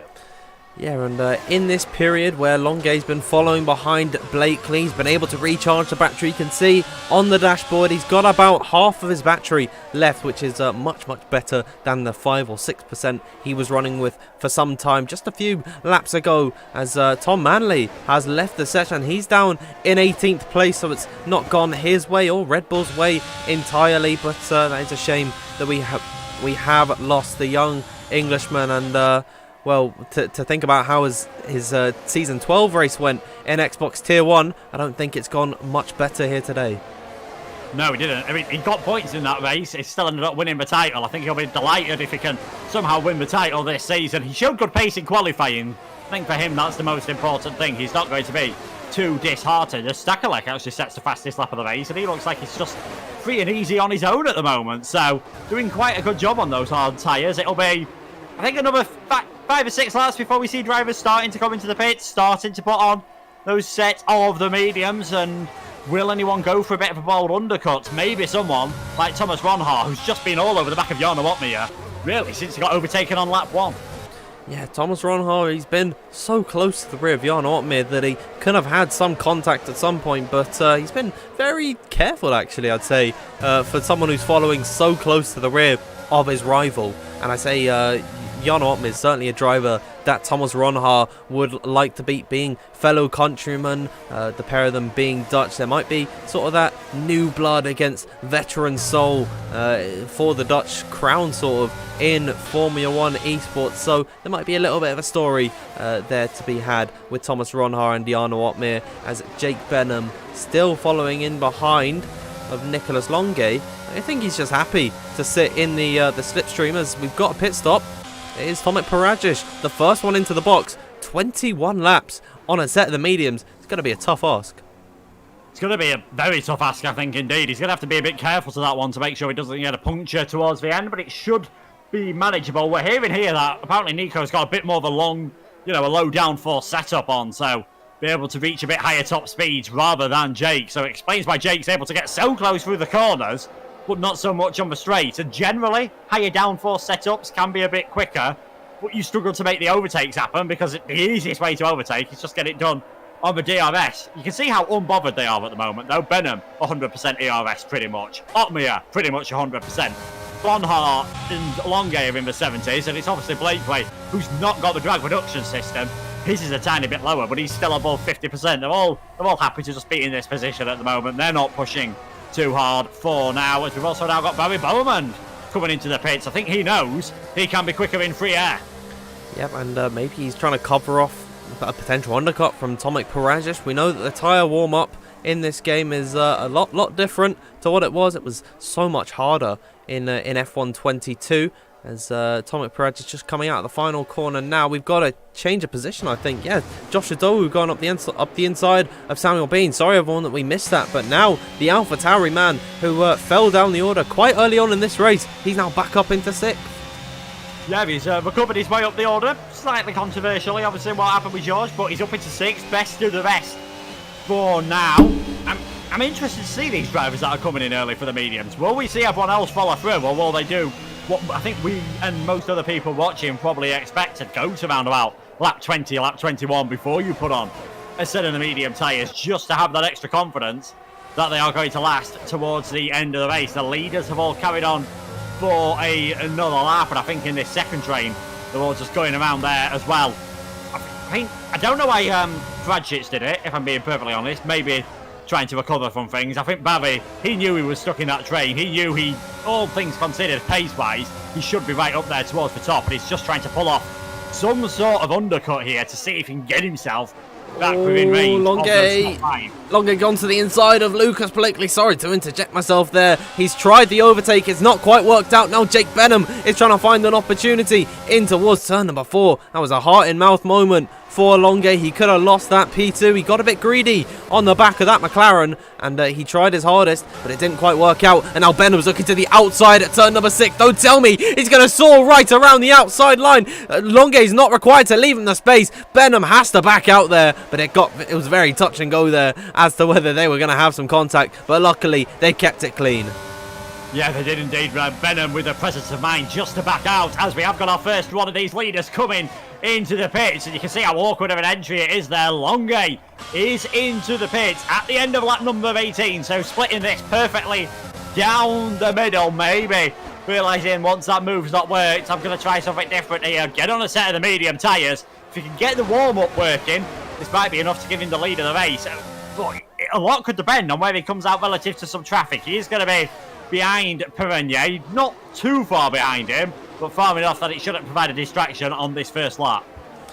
Absolutely, Longe's just got to get the temperature into the tyres, and Barry Burman set the fastest lap. He's not too far off of the back of Nicholas Longe, so fair play to Burman and Perages trying to get themselves back into this race. We've also seen Tom Manley rejoin the session, so it's good to see that the Xbox Season 12 champion is back in the car, but he's 28 seconds to the rear of his teammates, so he's got a lot of time to make up. But I'd imagine now, Luke, that pit stop from Nicholas Longe is going to spark some activity down in the pit lane, and indeed there is. The leader of this Grand Prix, Lucas Blakely, pulling into the box, and the McLaren is going to get his car serviced. Yeah, and I can see why Longe is about 2 tenths up on what we've seen from Blakely on this lap so far. So this is going to be pretty damn close coming out of the pit lane between the McLaren and the Alfa Romeo. Blakely's getting service now. Longe coming around the final couple of corners. Is he going to manage to still come out ahead of the Frenchman? Barry's caught up quite a lot of time in all of this. You can just see Blakely coming out of the pits. He can get back up to racing speed now. It's going to be touch and go. I think he's just about managed to do it, but look at Longe with the overspeed. Longe takes the net lead of this race. Can Blakely fight back in towards turn number 3? Down the inside, the Scotsman thinks about it. Not on this occasion. He will have the DRS in towards turn number 4. A little bit of a wobble from Longe, but Blakely just not really got the confidence on those mediums to get anything done, and you can see him weaving on the straight just to try and build some temperature up. But Longe, he's played that strategy perfectly. Absolutely, the one lap undercut has worked out in Longe's favour. The two Mercedes going to come into the box. Jake Benham is. Ron Haas staying out, as is Jarno Opmeer. It's not good for the two Mercedes due to the fact that Jarno Opmeer can't double stack with his teammate. As the same goes for Alfie Butcher, he's had to stay out on circuit. So Nicholas Longe is your effective net leader in this race, and he's pulled a gap of 0.6 of a second to Lucas Blakely in behind. The fastest lap of the race going to the Frenchman, and look at how clear of his rivals he is going to be. Benham re-emerging on the track, and he's not too far ahead of Barry Burman, who could actually try and make a move down in towards turn number 3. Look at the run he's got in through turn number 2. He's not using any of the battery. If he sends it, it'd be a Hail Mary, and he's gone for the move. Barry Burman to the inside. He's overtaken Jake Benham, and now, after what seems like a dreadful pit stop for the Mercedes driver, he is now behind Burman, who is in about 12th place. Yeah, Jake's lost tons of time in that pit stop period. He's 3 seconds behind Blakely at the moment, so not quite sure what happened there. I can only imagine didn't quite get his pit stop right, but Barry Burman, we said going a bit earlier on, he's trying to drag himself onto the back of that train. He might be in a net 3rd place at the moment, and it's all going to depend on can his mediums last towards the end of the race, and we'll see how much time Opmeer, Ronhard, Butcher, Stakelek, Smith, who's done a great job on those mediums. He comes into the pits now as well. He's going to be going on hard towards the end of this race. Lucas Blakely with the fastest lap. For a split second, it did look as though Longe was trying to burn all his DRS to get outside of DRS range. It hasn't worked, so this is still going to be game on right towards the end of this race now, and it is only De Capua and Parnell who are yet to pit. Yeah, and the two Mercedes cars and Thomas Ronhard have lost out massively And it seems like now it's a 2-car fight for the win here, because Longue and Blakely are 3 seconds clear, as there goes Longue to the inside of Capua. I don't think the Italian's going to fight this too hard. This will be to the annoyance, actually, of Lucas Blakely. And look at this, he's going to try and send a move in towards turn number 6. De Capua would be stupid to fight that one indeed. He makes the smart decision to back out there, but they are miles clear of Boromand and Jake Benham, and Thomas Ronhar and Jan Ortmeier, who's now down in 7th position. That's a net P6, so it seems like it's going to be Longue vs Blakely.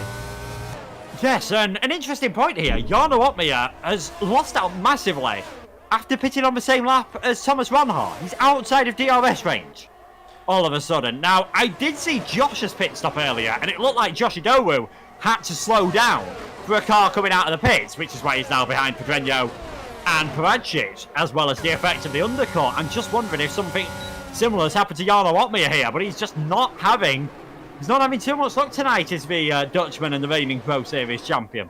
I'm seeing in the live chat that people are suggesting that Jarno got stopped in the pits and there was some sort of bug that played against him, and I brought this up earlier about EA and how they've been able to add features, but it's just not it's not a refined game at all, and stuff like that, if that is still in the game by F1 Esports time, that is going to be a disgrace really to the esports integrity. So they really do need to fix this, and sadly tonight it has been to the expense of Jarno Ortmeier, who yes, he has struggled this evening, but now he is miles off of the back. Well, not miles, but he is certainly a long way back from where he should be in this race, and that should be fighting with Longue and Blakely. Oh, they'll have, the esports drivers will have their own build by then. They'll be fine. Yeah, we won't. Yeah, but, you know. I think we better shut up now before we dig ourselves a hole. Benham all over the back of Bowman, closing up on towards turn number 2 and turn number 3. This should be straightforward for the young Englishman. Down the inside goes Jake Benham, and he's up into a net 3rd place once again.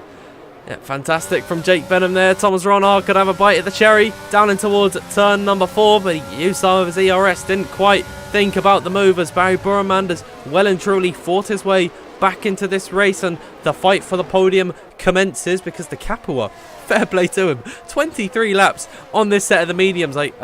He needs to piss eventually, but I'd imagine his tyres aren't going to go the extent of the entire Grand Prix. He's got a yellow flag, and that is for Samuel Bean. He's already had a tough race so far, and his day's gone from he's not having a good race, as he's down now in 18th. No, not good whatsoever. Both of the Alpines have had a spin in this race, and fair play for De Capua, because I think the game doesn't even say you can get these medium tyres to go this long, so he's doing a great job at the moment. There's Jake Benham managing to work his way ahead, and I think even with the DRS, those tyres are going to be absolutely awful, and Boverman's going to get a fantastic exit, streaks past De Capua, gets himself up into 4th. Ronhar will be able to follow through as well, and all of a sudden Thomas Ronhar not looking too bad for a podium. Taps, I think, the back of Bowerman there. That sends the Iranian wide, but obviously on that tighter line, the Williams can't get as good of an exit as he wants. De Capua, even if he wanted to defend from people at the moment, those mediums are absolutely short. He'll be coming into the pits this lap, I think, just clearly trying to see if a medium soft strategy could work. Yes, it's physically possible. It's clearly not the fastest. And one thing to mention, in that all of that fighting with Alessio De Capua has done wonders for Jarno Ortmeier. Now he is well and truly back in the DRS train. He could be in the fight for a podium at the end of this race, albeit behind his main rival in this race, which has been sort of Thomas Ronhar at this point, as Ronhar is actually going to get a good run out on Barry Boromand here, but Boromand does well to pull away. Let's have a check-in at the top of the order, because Blakely is getting close to the back of Nicolas Longue, not quite going to go for a move, as it's all seeming like drivers are just gearing themselves up, getting prepared for the last dash at the end of the race. Yeah, they are now. It's that calculations going in your head. Well, if I overtake you this lap and then we swap every lap, who's gonna end up being in the lead? So got to think about when you do it. Got to think about managing the tyres. Blakely's got fresher tyres than Longue, but he's been sat behind him. He's been in the dirty air. That will add an extra degree a lap, and those will turn into percentages, and that'll just cost him maybe towards the end of this race. They know they've got a bit of a gap back to Benham, so Blakely can maybe afford to be a bit more aggressive than what we saw Longue earlier on when he went for the move into turn number 3. Jake Benham was right on the back of him Blakely doesn't have that issue at the moment, but Jake's going to be trying his best to close this one up. I just worry that if he does so, he's going to end up burning a lot of his ERS if he tries to close that lead gap. So 10 laps to go. It is looking very much like a two-horse race to who's going to take this first victory. Is it going to be the reigning champion, or is it going to be the new kid on the block to WOR? Yep, Lucas Blakely has really been explosive as of recently on the F1 esports scene, and look at him, he's backing out. He doesn't want to go for the move yet, and I don't think Longue wants to stay ahead of him for too much longer at this point. And let's just have a look at the battery. You can see on the dash about 46%. Lucas Blakely's got about 63, I would say, so Blakely is slightly better than Longue in the resource department. And still further back, they've got about a 2.8 second buffer to Jake Benham. But in all fairness to the young Englishman in that Mercedes car, he is closing. He's now brought the gap down to 2.6. Could we see Jake Benham at the end of this race in the fight for the win? It's going to be a tough ask, but if anyone can do it, it is this young and ambitious driver that is Jake Benham. Yeah, certainly. I think if he gets within about 1.5 seconds, we won't see Lucas lifting off at the end of the straight like he's paying for the petrol in this Formula 1 car. He'll be going for the move. He does not want to have Jake on the back of him. Lucas so close coming through turn 1. My goodness me, so much confidence on the brakes as Matthias Van Erven now retires from this race. But again, no, this time Lucas for a second there just dipped out in the mirror just to remind Nicolas Longue that he is there, but no real interest in going for the move. That gap between second and third comes down again, though. Benham's now got it to within 2.3 seconds onto the back of Blakely.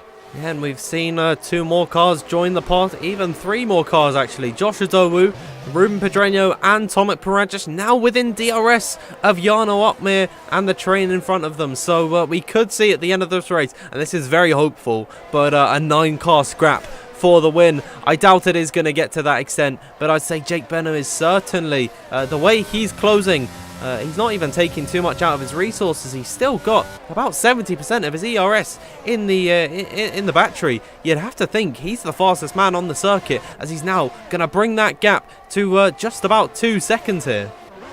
Yeah, he's doing a great job at the moment. I'm just going to sort of compare the lap times between the leaders and what we're seeing Jake Benham doing at the moment. So it was 106.9 on the previous lap for Nicolas Longue. Compare that to Jake Benham Blakely managing to the inside, in towards turn number 3. Longue not trying to fight this too hard. There's a slight bit of rubbing between the pair of them, and if they scrap too hard, it might be the case that Jake Benham closes up faster than he'd have expected. As in towards turn number 4, they're banging wheels. Blakely to the inside, and he's made that one stick.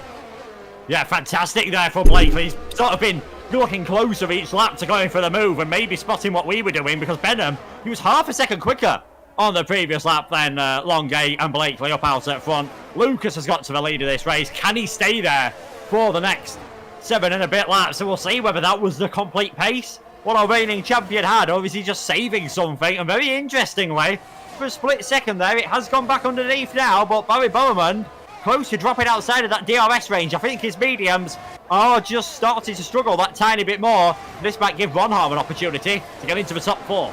And if Barry is struggling at this point, then how long is it until Longue's tyres begin to go off? Then Blakely's. And Jake Benham has got about 2 laps fresher than some of these drivers, the drivers in front, as Ronhaar goes to the outside line on Barry Burman, headed in towards turn number 3. Barry's not going to take this one lying down. Look at how late on the brakes he goes. He completely forces Thomas Ronhaar off the circuit. Jan Ortmeg could stick his nose in here, and indeed he will. He gets by on Barry Burman. The defensive manoeuvre from the Iranian has not worked out. Josh Adobu's trying to find a lick in here, as Jan Ortmeg's been pushed wide by Barry Burman, going late on the brakes. Here comes the Alpha Tauri driver around the outside in towards turn number 6. He makes the move. He gets it done. Barry Burman, in all of that, he's not gained anything. He's still down in 6th position. Jan Ortmeg has been shuttled down in towards 7th, and I don't think the Dutchman is going to be best pleased. Look at that. He can see the blinking red lights on that McLaren, and Jan Ortmeg, he's going to be hungry for the move. It's going to be like a red flag to a bull at the moment. Opmeer will not be happy with how all that one turned out. I think Ronhaar will be very happy in the end that he managed to get ahead of Bomberman, because that was a long, long way back for the Iranian man. He was never really going to get it stopped in time. And Ronhaar will be quite lucky, quite happy that he's not got any damage. Here comes the Mercedes. Here comes Jarno Opmeer. Really getting shoved onto the grass. That is not on. No. Barry, that is not on whatsoever. I'm wondering if there's some sort of desync there. That was... I don't know what to say about that one, but with what we've seen this evening, I think the stewards are certainly going to be busy, and Jarno's not going to be happy at all with that, and that's sort of reminiscent to what happened with Jarno and Danny in PSGL season 29, where tensions boiled over, and fair play to Jarno, he's kept his cool here. He's still in the fight, right behind Barry Burman, but I think his drive to get that position is going to be heightened even more here. Yeah, I think there'd have been some death smashing from Toto there at the moment. That must have been some desync on that one, because it didn't look... I've not seen Barry purposely shove anyone towards the wall before, so it will be obviously interesting to see the POVs. I think that will be one that will certainly be going there, because I think Jarno, even though he got away without any damage, he was going to cleanly make that move and get himself up into 6th place, so that will certainly be looked at later on. While there's been this carnage going on further behind, all of a sudden, Lucas Blakely, he's got a 1.4 second lead with 4.5 laps remaining, and Jake Benham is now within DRS range of Nicholas Longay. If Jake gets this move done quickly, it'll be interesting to see whether he's got enough time and enough tyres to get onto the back of Lucas Blakely, who all of a sudden looks like he's running away with this. Yeah, Nico's going to be looking less in front of him and more in his rear view mirrors, because Jake Benham, once again proving how quick he is at this point, now could have an eye in for 2nd place come the end of the Grand Prix. Lucas Blakely has just got 4 more runs at the end of this lap as he heads onto lap number 33 of 36. It's been a fantastic debut in WOR in a proper race. Of course, we've seen him in the Esports Invitationals, but this is the real deal, and he really has coped well under pressure. His teammate, whilst things have boiled over so far in this race, it's been certainly an erratic Grand Prix for Barry Burman, but we'll see what he can do as the race begins to die down. Yeah, the race, well, it begins to die down. It does at the front, but Venio's managed to get the move done on Perages, and with both of those being on 3 seconds, that will be for position as well. Alfie Butcher and Georges Deder battling for 9th and 10th, but they'll jump up ahead of the 2 cars ahead of them. There's plenty to play for in this race, plenty of battles going on. I think unless your names are Lucas and Thomas at the moment, you're sort of just running your own race and not too bothered about how things are going. Benham still closing up to the back of Longay. He's got close, but doesn't quite seem to be able to get close enough where it really matters. And he knows that Nico is vulnerable because he can see the blinking red lights from that rear of the Alfa Romeo, meaning that he is sub 10% on the ERS. The power usage is effectively halved here. Benham's still got plenty in the battery. He can utilise down this main straight in towards turn 1 and then out of the exit. He's got another run at DRS and he's opening up that rear flap and he's using the battery to pull to the outside line. Where can Benham find this overtake? He's going to go for it here. Longay without much of an answer. Jake Benham has been fantastic today. He's now got himself onto the podium and in towards 2nd position ahead of Longay, who just could not defend. But that was tidy, it was clean, and it was good from Benham. Yeah, basically the way Benham's been all race. Nico, he tried as he might, but there's not a lot he was doing there would have helped him. He really just struggling on his tyres and his pace all of a sudden. Whether he went a bit too hard right at the start of this stint, he really went for things on this tyres to try and break away from Lucas Blakely.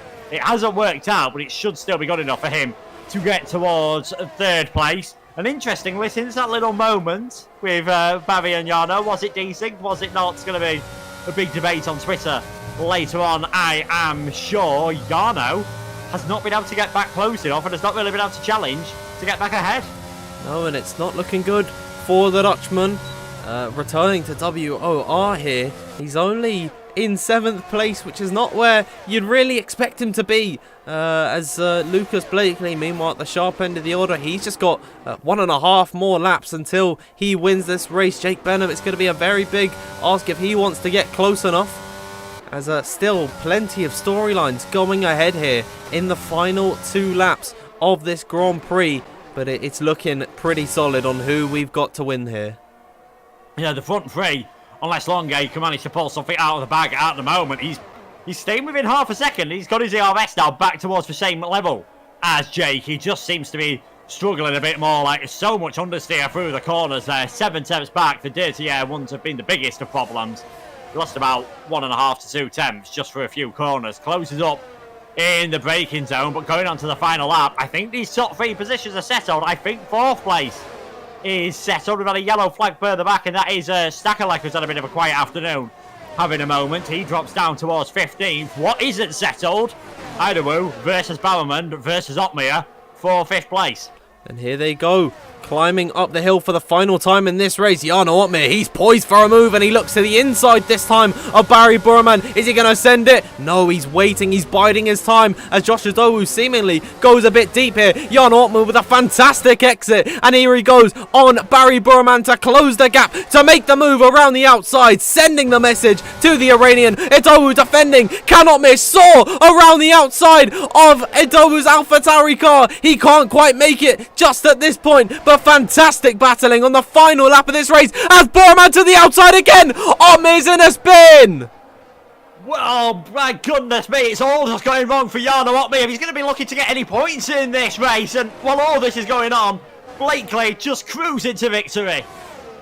There it is, Lucas Blakely to come across the line. He sends a message in his WOR debut. He takes victory, and what a race from the McLaren. He was in control for pretty much the entirety of it. Jake Benham, a fantastic tour from him to come in third. In second, Nicolas Longuet in third. That completes your podium, but there is going to be a lot of drama. The live chat is exploding at the moment, and there is quite a lot of tension in the air here. Yeah, I think that last one looked like a traditional, like, not decent, almost like he didn't see Jarno there. Yeah, but he just fully went for the apex of that corner when Jarno was halfway alongside him. So I'd be very surprised if that was intentional from Barry. I'd be very surprised if there wasn't some desync there, but he does seem to have been the only driver that's had a bit of an issue with that in that race. So whether that is with his connection, I know he's had a few connection issues before. Putting that to side, because the stewards will deal with that one. It's not getting sorted tonight. His teammate did everything that could have been asked for him, and a fantastic victory from Lucas Blakely. He's going to be tough to beat if he keeps that up. Absolutely, and it's sort of a parallel to last season, because Danny Berejnik won on debut, and now it's repeated here tonight for Lucas Blakely taking the victory. Hopefully we can get him in for an interview, but we just got to wait for the podium celebrations. And I think kindly in the live chat, please stop spamming, ban Barry or desync. It's not our places to actually decide what has happened. We need both clips of both drivers and what has actually happened today, and hopefully we can get things sorted. Yeah, as we'll move on from that from now. We'll talk about it a little bit later. Here it is, the podium celebrations. Lucas Blakely taking victory in WOR in the first round of season 13, sending a message early on as he sprays the champagne. Well done to Jake Benham and Nicolas Longuet as well for finding their ways on to the podium, and we'll get a full rundown of our grid today. So it is Lucas Blakely confirming before Stewart's results he wins this race, and I don't think there's any reason to strip him of that win. Jake Benham in second and Nicolas Longuet in third. Fourth for Thomas Ronhaar and fifth for Josh Adowu. Barry Burman takes sixth position. Alfie Butcher in seventh, and after penalties were applied, Jarno Ottmere managed to recover to 8th, George Nader in 9th, and Ruben Pedreño rounding out the points. The rest of the grid is as follows: Tomic Perages, Luke Smith, Simon Perigny, Samuel Bean, Alessio De Capua, Tom Manley, Liam Parnell, Piotr Stahelek, and your 2 DNF today, Matthijs van Erven and Louis Welch. But wow, Luke, that is one thing you could say about that race. Yeah, wow, I think is one way to put that. Definitely quite a controversial ending with all of that. The easiest way to make sure you're not in any of the controversy is to be just leading the race by a country mile, and that is sort of what Lucas was doing towards the end there. He got the move done on Benham, was decisive, not on Benham, on Longuet, so it was decisive once he made that move, and then never really looked like he was going to be any trouble. And we are hearing it in the chat that it is confirmed from Barry that he was desynced to Jarno, but the one we saw on the straight towards turn number 2 definitely looked strange. Thanks for the 179 joke, man, but bribery doesn't work here, unfortunately for you. As I was saying, it looked strange on the run down towards turn number 2 and turn number 3. That one at turn number 6 looked as though Barry went for the apex, and it was either A, he chose not to see him, or B, he couldn't see him. And I'd imagine it was more likely to be the second. Absolutely, and I don't think Barry is a driver that would do something like that on purpose, and I fully believe him in saying that was desync. I still think that the stewards will have a look at it and give their thoughts about that one there, but I think we'll move on from that incident today, and we'll talk about Lucas Blakely, because what a race from him. Yeah, what a fantastic race from Lucas. Did almost everything perfect, The only slight thing you could criticise him for was he didn't qualify on pole position, but other than that, fantastic early on in the race, stayed nice and calm. Around about lap 4 or 5, I think it was in the end, made the move on Barry, who had a spin, and who knows, maybe the issue Barry had early on in the race, when he dropped down towards 10th or 11th place, maybe that one might have been decent. Lost out on the undercut, but didn't panic. Just stayed calm, stayed in place, and picked his moment. You've got to be decisive when you go for these overtakes. He was, and Nico, for whatever reason, just didn't have the pace left to try and challenge him, and in the end, couldn't hold on to that second place. Absolutely, and that was due to Jake Benham. I think just in that later stint, he was so quick. He was able to get better tyre life towards the end of the Grand Prix by pitting later than his rivals, and I'd say that was a fantastic decision from him. And even though he lost out early on and he was undercut by all of his contenders, I think second place was definitely the best place he could have been today. Lucas Blakely, he'd ran away with it. He was incredible today, but Jake Benham, I'd say in that later stint particularly, was the quickest man at some point. So fair play to him. Yeah, fair play. Did a superb job, especially considering he didn't have DRS for most of that stint as well. It's a superb one, and I know we've spoken a lot about it. I am going to go back because a few people in the chat are mentioning what is desync. It's basically where you can't see the cars as everyone else can see them. So there's a slight bit of an issue between how the cars actually are and between how things are on your screen. Now, sometimes it leads to cars ghosting. Sometimes it leads to cars bouncing all over the place. Sometimes, as I think it's happened tonight, it's led to Barry just going for corners, not even knowing that Jarno is there. And I've seen it happen before in Austria where a lapped car fully smashed into a leader as the leader was trying to make a move on him, because the lap car thought the leader was about 2 or 3 seconds behind him and was slowing down to let him up, and in the end slowed down on the racing line and piled into the back of him. It is, it's a shame that these things happen. Hopefully it's something that we can get sorted out going into the next race. But going back to Jake, he did a superb job, did absolutely nothing wrong, really. It's always going to be difficult when you're in all that third car with the train, and for whatever reason, we know we heard about what happened with Jarno, for whatever reason, Jake and Thomas also as well, losing lots of time in that pit stop period. Yeah, I'm not too sure what really happened with Thomas. I think in Jake's case, there was cars coming in front of him, in behind him, that were pitting, like Josh Adowu and all of those guys that were running in the lower end of the points. So I think that was sort of what Jake's issue was there, and he still recovered really well from it. Same goes for Thomas. I believe it was 4th place for him in the end, so a really, really well done to him. Luke, I'm going to quickly ask you here, is there anyone in the interview room or in the waiting room? They're not in the waiting room, but we've got Lucas in voice chat too, and I'm going to try and drag him across. But the last time I tried this, it didn't go fantastically well for some reason. So hopefully we'll be able to get it sorted, and hopefully we'll be able to hear from our race winner soon. Yeah, I'll bring us over to the screen as we see you've got the new graphics on screen as well. We've got Will Buxton in all of his glory there, and it's really good work as well. Actually, I believe it was Chris that made these graphics, and I think he's done a cracking job. Really fair play to him. But hopefully we can get our race winners in to talk, or our podium sitters even, to talk about how this one went. But again, there was just so much to really go over today, Luke. It was just fantastic. Yeah, it was. I mean, there was all the battles in the midfield as well. We saw earlier on in the race, with George Adair having a bit of trouble, Luke Smith having a fantastic start and then losing out on the medium tyres, going for that different strategy. Who knows how things could have worked for him. I think he would have been one to watch towards the end. Alessio tried something completely different going to the medium soft. I think now he knows he's tried it, I think it's clear on this game we are going to see a lot more mixed-up strategies over the next few races.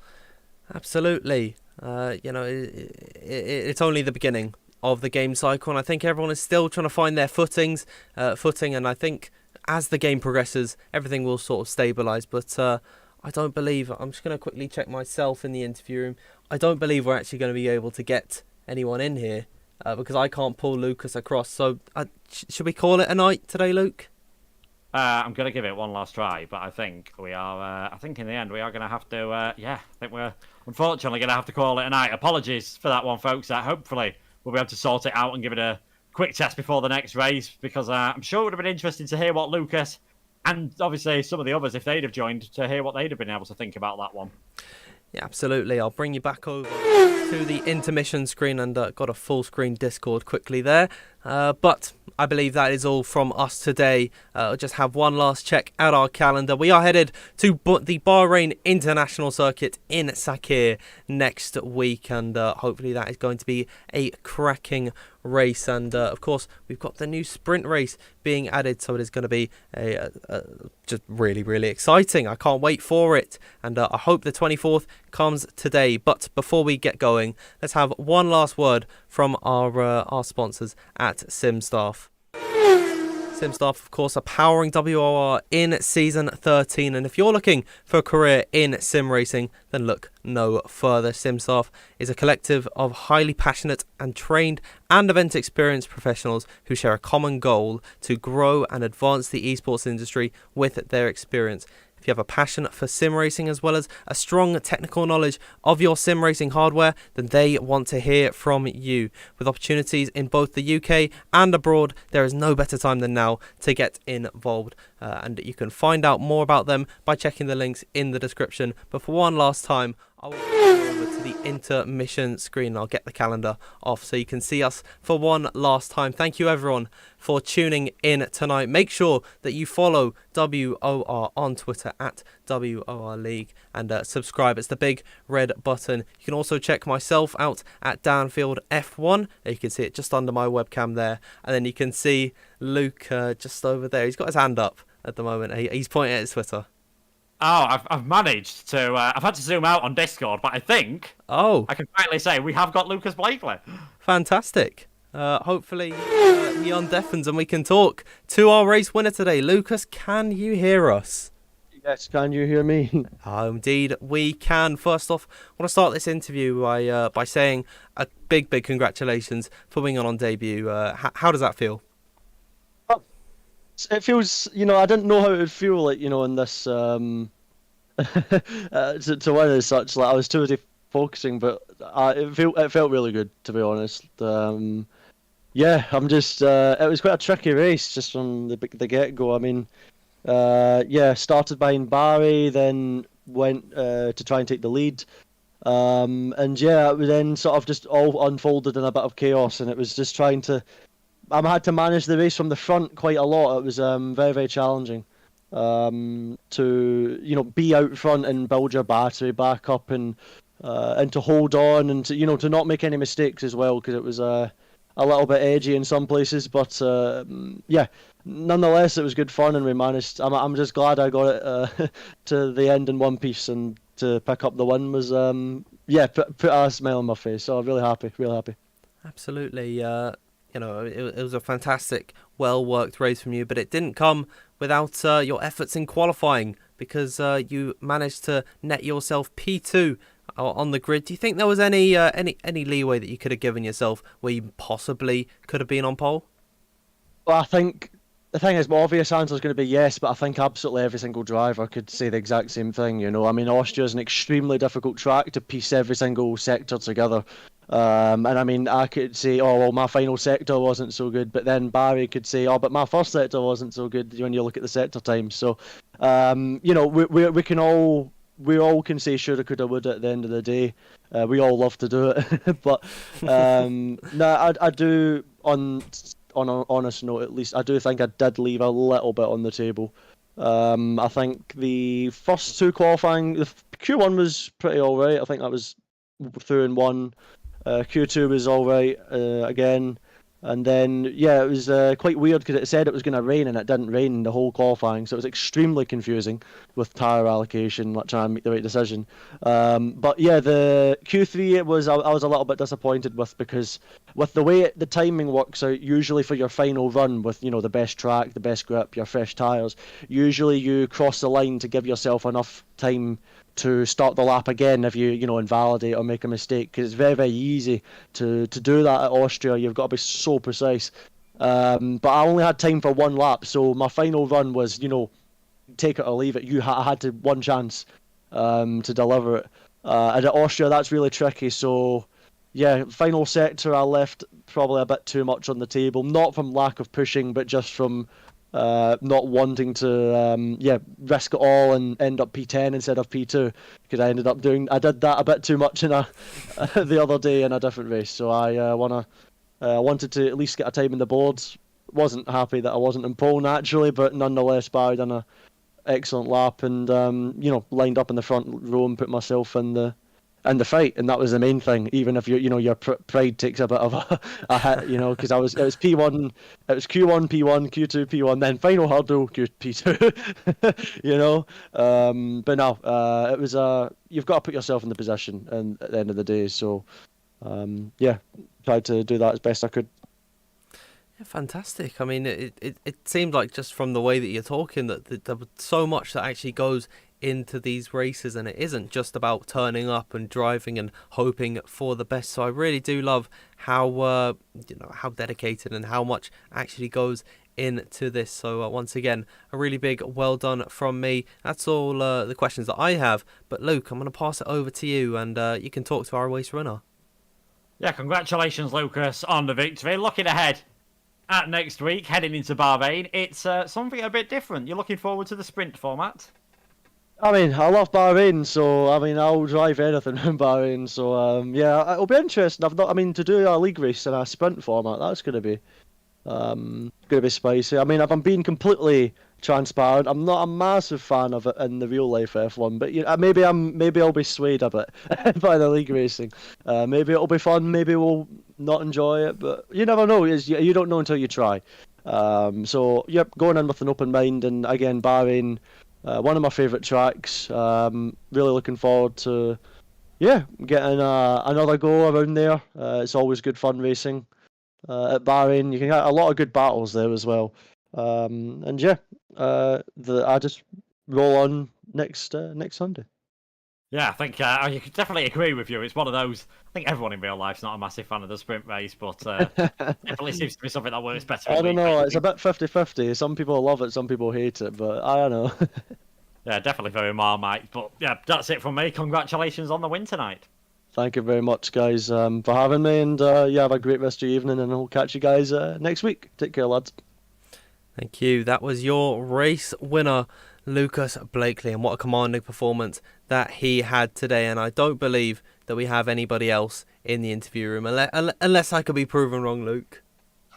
No, I think that is definitely it this time. Okay, so that was all from us today. I mean, what a way to kick off season 13, and next week we head to the Bahrain International Circuit in Sakir, and I'll run through the outro once again. Make sure you follow WOR on Twitter at WOR League. You can see it in the top left of your screen. Make sure you subscribe as well and join our Discord, and you can find myself at DanfieldF1_ on Twitter, and you could also find Luke at LukeEtheridge95. But from us, that is all. Thank you everyone for tuning in today. Stay safe, and we'll see you next week. Good night, everybody.